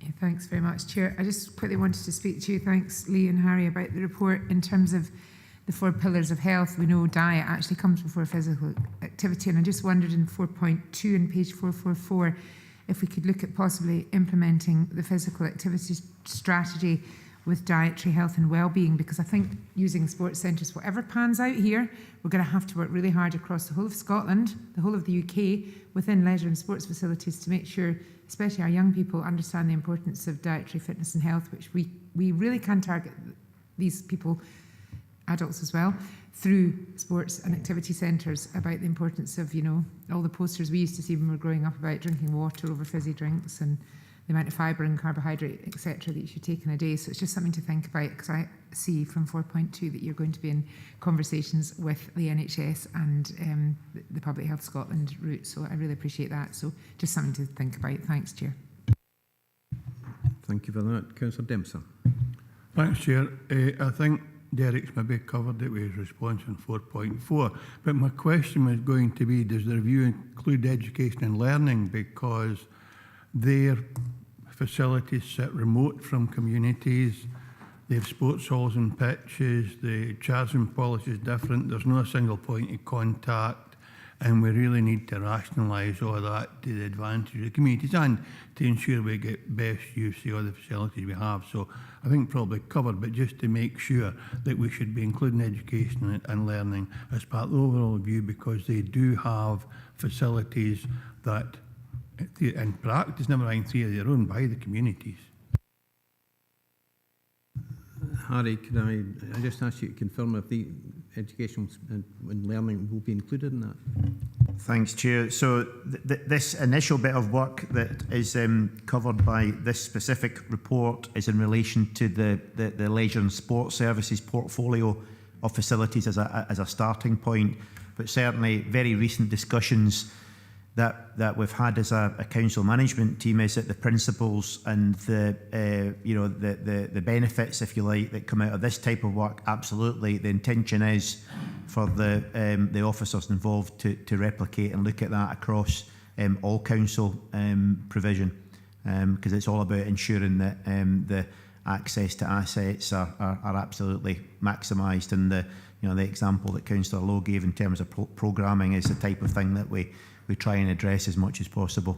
Thanks, Chair. Thanks, Chair. Thanks, Harry. Thank you for that. Councillor Campbell, John Campbell. Thanks, Chair. Yeah, it's just a point of clarity on the motion, just to make sure that it's all the sports and leisures that's included in that motion. I wasn't sure if I heard Councillor Dorward or Councillor Marshall actually mention that. Yeah, we'll go back over the motion and any amendments that may come along. Councillor Dorward, you're still on the list. You said you wanted to come back and ask a question. Yeah, appreciate that, Chair. Thank you so much. It's just a comment on the Short Life Working Group. It would be useful to have sight of the TOR terms of reference for that, so that it doesn't go beyond what is agreed. That would be really useful, given that we're all adding and subtracting things as we go along here. I appreciate it's an officer short life working group, and that's not an issue, but the TOR would be useful to see that. And it says at 4.5, the initial stage of this work is to complete an audit of existing leisure arrangements with external providers. I would have thought that would have been fairly straightforward, and I'm probably maybe simplifying things tremendously, but that would all be on record. So I wouldn't think that would take very much time. I may be wrong there, but I wouldn't think it would take very much time, given that it should all be on record. And it says within the next 12 months to bring a report back, and I would suggest it's sooner than within 12 months, because I totally understand what Councillor Ferguson says. It's not all about budgets, but budgets are very important going forward. We have massive issues to think about going forward to the next financial year and the one after that. We've got massive cuts or savings, depending on what side you're on, to make in our budgets. And I'm not suggesting we focus on our leisure facilities and our partnerships at all. They need to come into consideration. So I would suggest the report comes back within 6 months, not 12 months. I think we need to have a better timings on that, because the initial part of the report doesn't seem very onerous to me unless there's no records. So I think that should be fairly straightforward. So I would say 6 as opposed to 12 months would be useful, so we can start considering how we take this forward as a committee, whatever committee that might be. Thank you, Chair. In relation to the timescale going back, I think it would be fairly onerous. There's in fact, there are an unknown number of arrangements in place just now, and many of them are historic, and it may take some considerable time. I think it might put an undue burden on the department if we're bringing it forward from that. But Harry, I'll defer to you. Thanks, Chair. Yeah, whilst the number of agreements across the region that are currently in place will be known, as has already been mentioned, it's the legacy and historical dimension that's the challenge, because they're not necessarily in a similar format. Some of these will be decade plus old. Some of them will be more modern. Some of them would have been developed in line with council policy at that particular time, and then have simply rolled forward, admittedly some very, very successfully. What we want to be able to do is to try, where it's appropriate, is to harmonise these with prevailing council policies and frameworks and agreements. Some of them, in terms of timescales, will need to be renewed fairly soon. Others will have longer to run. So it won't necessarily be the work entailed to come up basically with the audit with the list.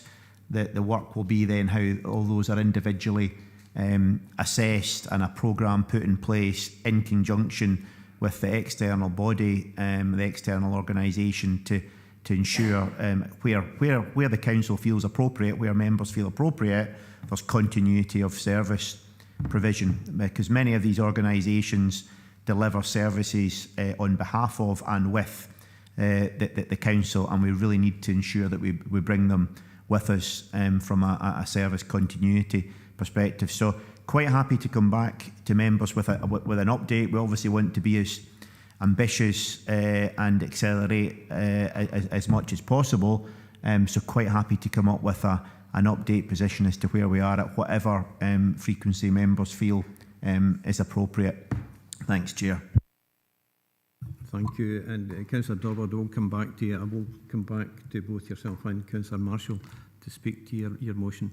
In the meantime, I'd like certainly to table an amendment to that we agree the recommendation as written in the report. But Councillor Ferguson. Yeah, just before you do that, Ian, if I, convenient Chair, I don't think we can look at leisure and sport in isolation from schools, because I see the directors here, and this service goes into that big new directorate from yesterday, I think, is it? Yeah. Because there are a significant number of schools that are operating. In my ward alone, the campus, I know Lee knows a lot about some of the sports development that's going on in the campus. The rugby club use it, the SRU use it, the 4 or 5 football teams are already in agreement with them. So we can't start isolating things out. And I think we need the year, because we need to include the schools into that process. And I don't think it'll be lost on the director, because she's sitting listening to this. That was my point. Do I have a seconder on my amendment? Chair, can I come in? Because I could maybe withdraw my motion based on the way the debate's going, if you'd allow me in. Yes, certainly. Yeah, on the basis, if there was an interim report, I know maybe the work would take a year to be done, but there was an interim report that came to this committee up to 6 months, just an update, that I would be happy with that. But also, could I just maybe just correct Councillor Ferguson, and I think because it mentioned the budget panel, let me make it clear, this is not about cutting any of the valuable services that are provided through sports and leisure. Budgets also look at, the budget panel also look at income maximisation. So it's really, as members, we need to be satisfied we're making the best use and the best value of our assets.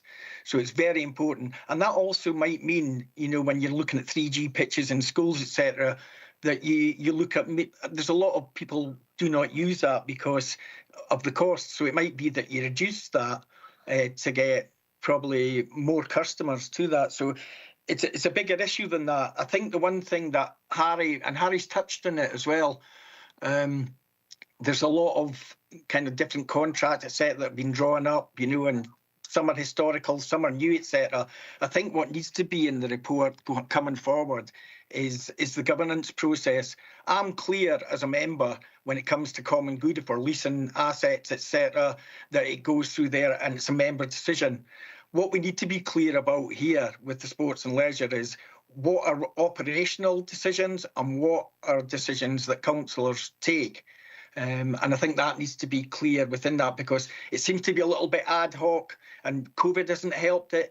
But we've got so many different agreements, you know, and this is about maybe getting uniformity.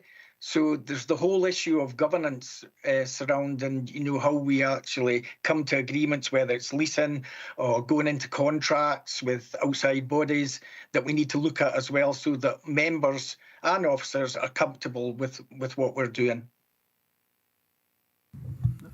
Thank you for that. I think we actually agree with the complexity of it, that the 12 months is probably needed. And I'm quite prepared to agree that we have an update report in 6 months' time on the general progress of this, but not specific on any one arrangement. I would be happy with that. Yeah. I think we've got consensus there in that case.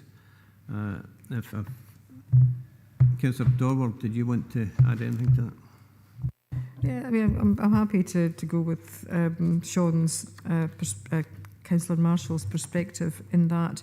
I just think it's quite shocking that we're sitting here discussing contracts or arrangements that haven't been reviewed or renewed, probably a minority, for 10 years, and that we can't automatically put our hands on these things. And that's where we are, is where we are where we are. And we need to get a better handle on it. So yeah, if that's where we are, I don't understand that. I feel sorry for the new executive director in this case, but it's another issue to deal with. It will take a long time if the records aren't clear and aren't full and haven't been kept up to date, which is another issue to consider as a council going forward in terms of restructuring, reorganisation. How do we do that, and how do we make sure they are kept up to date going forward? Because that really isn't good enough from where we are. So if that's going to take some time, I accept that. I didn't think it would take time. I thought these records would be up to date naively and in place, given we're a public sector organisation and we should have processes in place to do that, but we obviously don't. So yeah, get that. But a 6-month interim report would be really useful, because it's quite shocking that we're in this position. And it's quite shocking that one question from a councillor in February has brought us to this. We should have been here long before now. Thank you. If I can correct that last part, it wasn't one question from the council. It was raised by me in October-ish last year, and that's why it started to go down the pipeline. I'm talking about the issue that Councillor Marshall raised in February. Sorry, just to make it clear. It was the same point on the same thing. If we could, if no other speakers in that case, we go to the recommendation. Are members happy to agree the recommendation is published? Okay, item 12, development of a Dumfries and Galloway litter prevention strategy, consultation mandate, report by the Head of Neighbourhood Services. The purpose of this report is to ask members to agree from our stakeholders, including our communities, volunteers, citizens and partners, which will directly inform the future Dumfries and Galloway litter prevention strategy and litter reduction action plan. Harry Hay is available to take any questions on the report together with other officers as may be required. Harry, anything further to add to the report? No, thank you, Chair. Okay, open to members. Councillor Dashman. Thank you, Chair. No, I welcome the report. Just a wee little quick question. Page 453 under the consultation mandate at the bottom, I don't see schools or youth council mentioned there. I think it's really important that we get the young people's voices in specific. So I don't know if that could be added or amended in. Thanks. Harry, would you like? Yep. Okay. We've got Councillor Drysdale.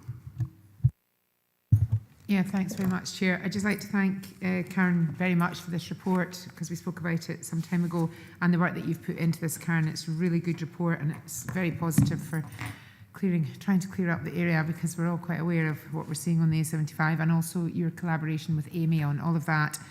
I'd also like to say that I'd emailed you last night, and as quickly as usual, you got back to me, and I'd just like to say thanks, because you're going to be working with Keep Scotland Beautiful in relation to targeting HGV drivers as part of future campaigns, and also the forestry companies, the NFU, and I think that's a really, really good initiative. I've also been chatting to you on and off about possible liaison with the ferry companies for the HGV drivers, and hopefully that can be taken forward. So thanks very much for this piece of work, and I really look forward to the signage and the laybys. Hopefully it might make some difference. Thank you, Karen. Thank you for that. Councillor Walters. On page 453, a similar thing about the consultation. I don't see any mention of actual physical meetings with stakeholders. So have we? There's online meetings and there's questionnaires and there's all that sort of. But is there going to be an opportunity, for instance, for physical meetings with various groups who are committed to actually doing litter? And also, is there going to be any consultation with the street scene teams who, as far as I understand, did some events last year where they talked to communities about various things, including litter? So will they be included in the consultation as well? Thanks. Thank you for that. Karen, would you like to come in? Thank you, Chair. Good afternoon, members. Thank you for your question, Councillor. Just in relation to the point on page 4.3 in relation to, I guess, physical meetings with communities, organisations, we will have focus groups with sort of businesses, stakeholders, community councils, and if required, any sort of community groups and organisations that we work with.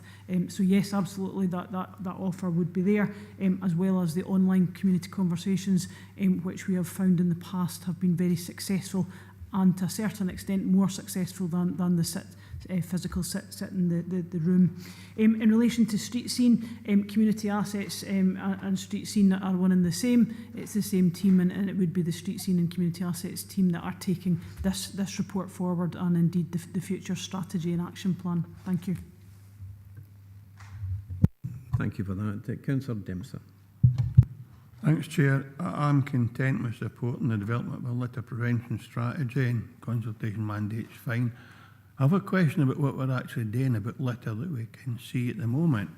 We've got 1.4 million per annum we spend on street cleansing and litter lifting across our region. I understood that the Scottish Government or Transport Scotland paid us to litter pick on the trunk roads. And I've seen green bins on the A75 between Cuckoo Bridge and the hospital.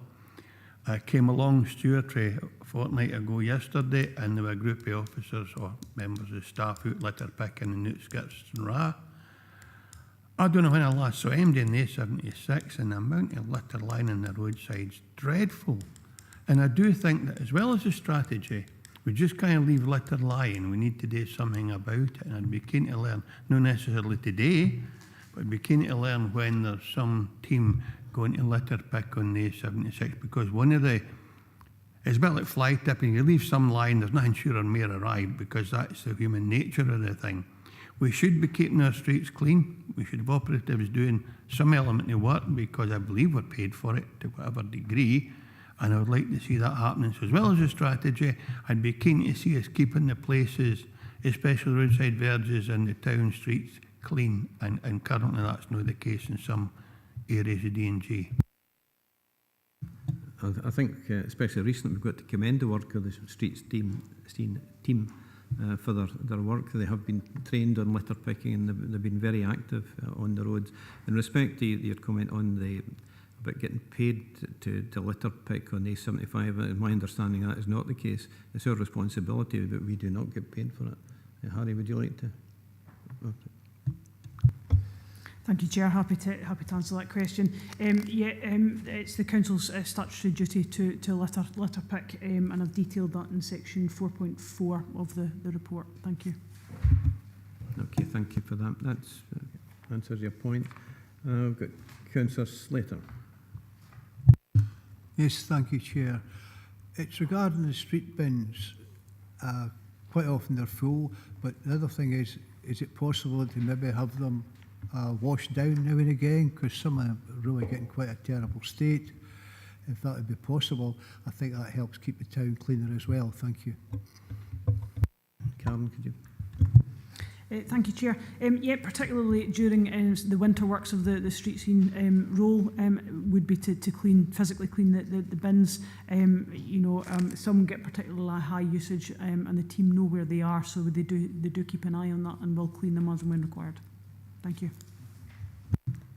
Thank you for that. Councillor Ferguson. Okay, thanks, Chair. I'm actually, I support this, and I had the job, your job previously, and I had to front up the then strategy that was brought in about taking the bins away from the lay-bys in the trial. I'm talking back in Harry Thompson's day, before he grew old disgracefully. But the evidence then, I think we'll find still the evidence now, is that the landfill, because everything that comes through the roadside has to go to landfill. Am I right? Yeah. The landfill from roads, when we took away the bins, was actually dropped dramatically, which actually saved this council money. So it's not just it's cut and dry to putting more bins out or whatever else it might be. And it was accompanied by a big campaign, TV and everything nationally and locally. So I'd be suggesting that we actually do the same again. But I don't think we can go back to putting more bins out in odd lay-bys up and down. The other thing I was just going to ask here, and I think this is somewhere where it crosses across the other service department, is the department who issue the planning permission for fast food outlets. There doesn't seem to be anything in there about them making sure that they actually contribute into the disposal of litter that's around their premises and clearly marked out with theirs. Now, whether that, I don't want to mention the names because it's obviously, but the big change I'm talking about here, the coffee cups, the meals with toys for kids. To be fair to the vast majority of them, and the ones in my ward in particular, because that's where the one with the toys is based, they send their staff out to clean up the mess outside. So the message I think we need to get across here is let's get a better campaign up and running to stop people doing it. Start with the kids. To me, the kids are where you start. No, there's no point going to somebody who's 40-year-old and telling them, don't chuck something out your car window. They'll just ignore it, right? But go to your 5-year-old grandson and he'll soon tell you if you do the wrong thing. So I think we need to get something into that, and I think as a whole council we need to get behind it, Ian, and just keep pushing the message. In fact, increase the message, I would suggest.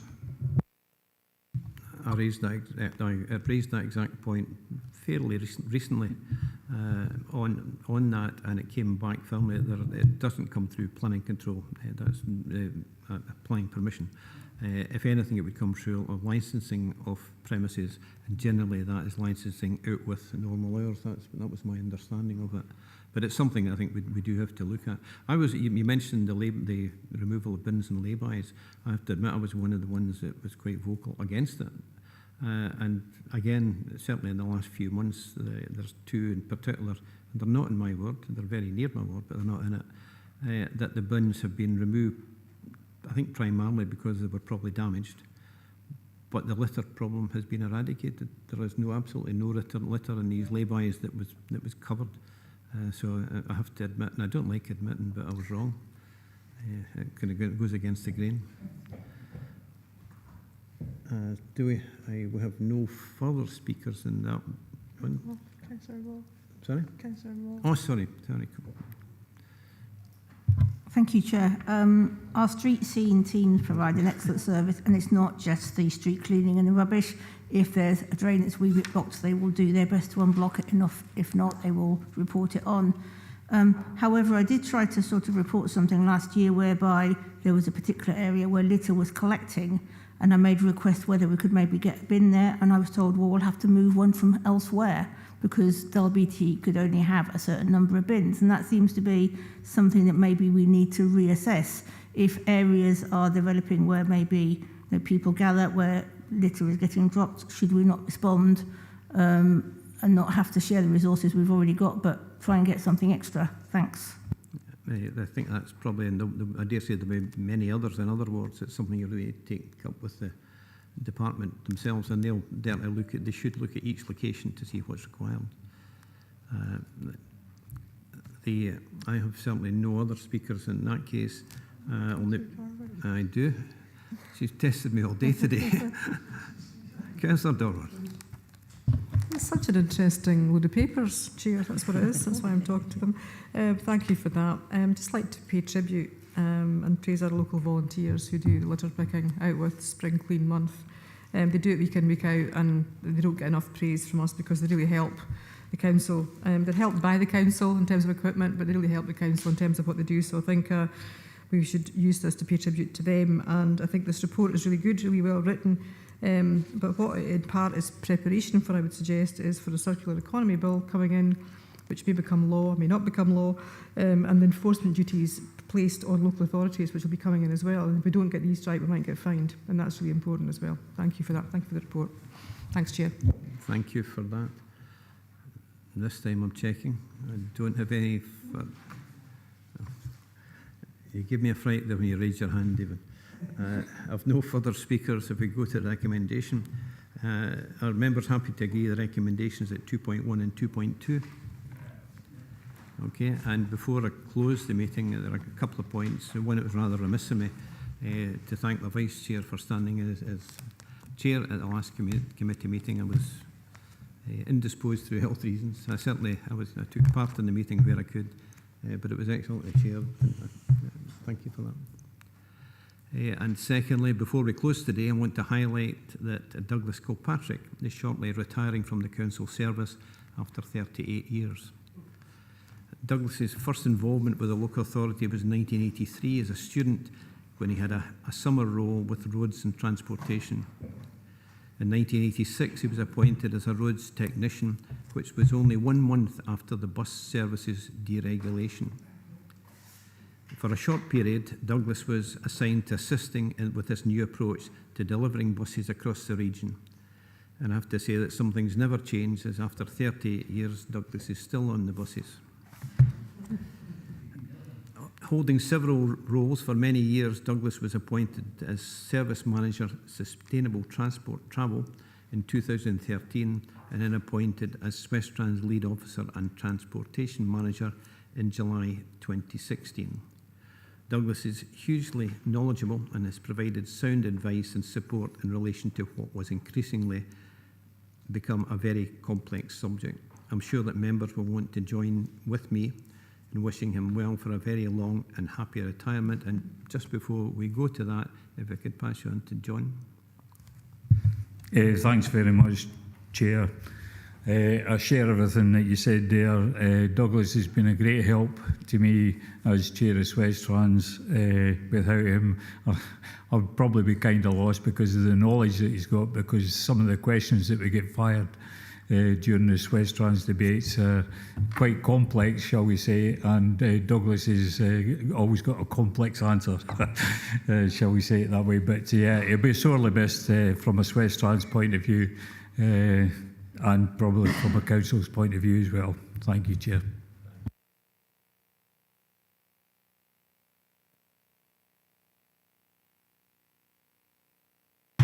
And thank you for your attendance here today, members.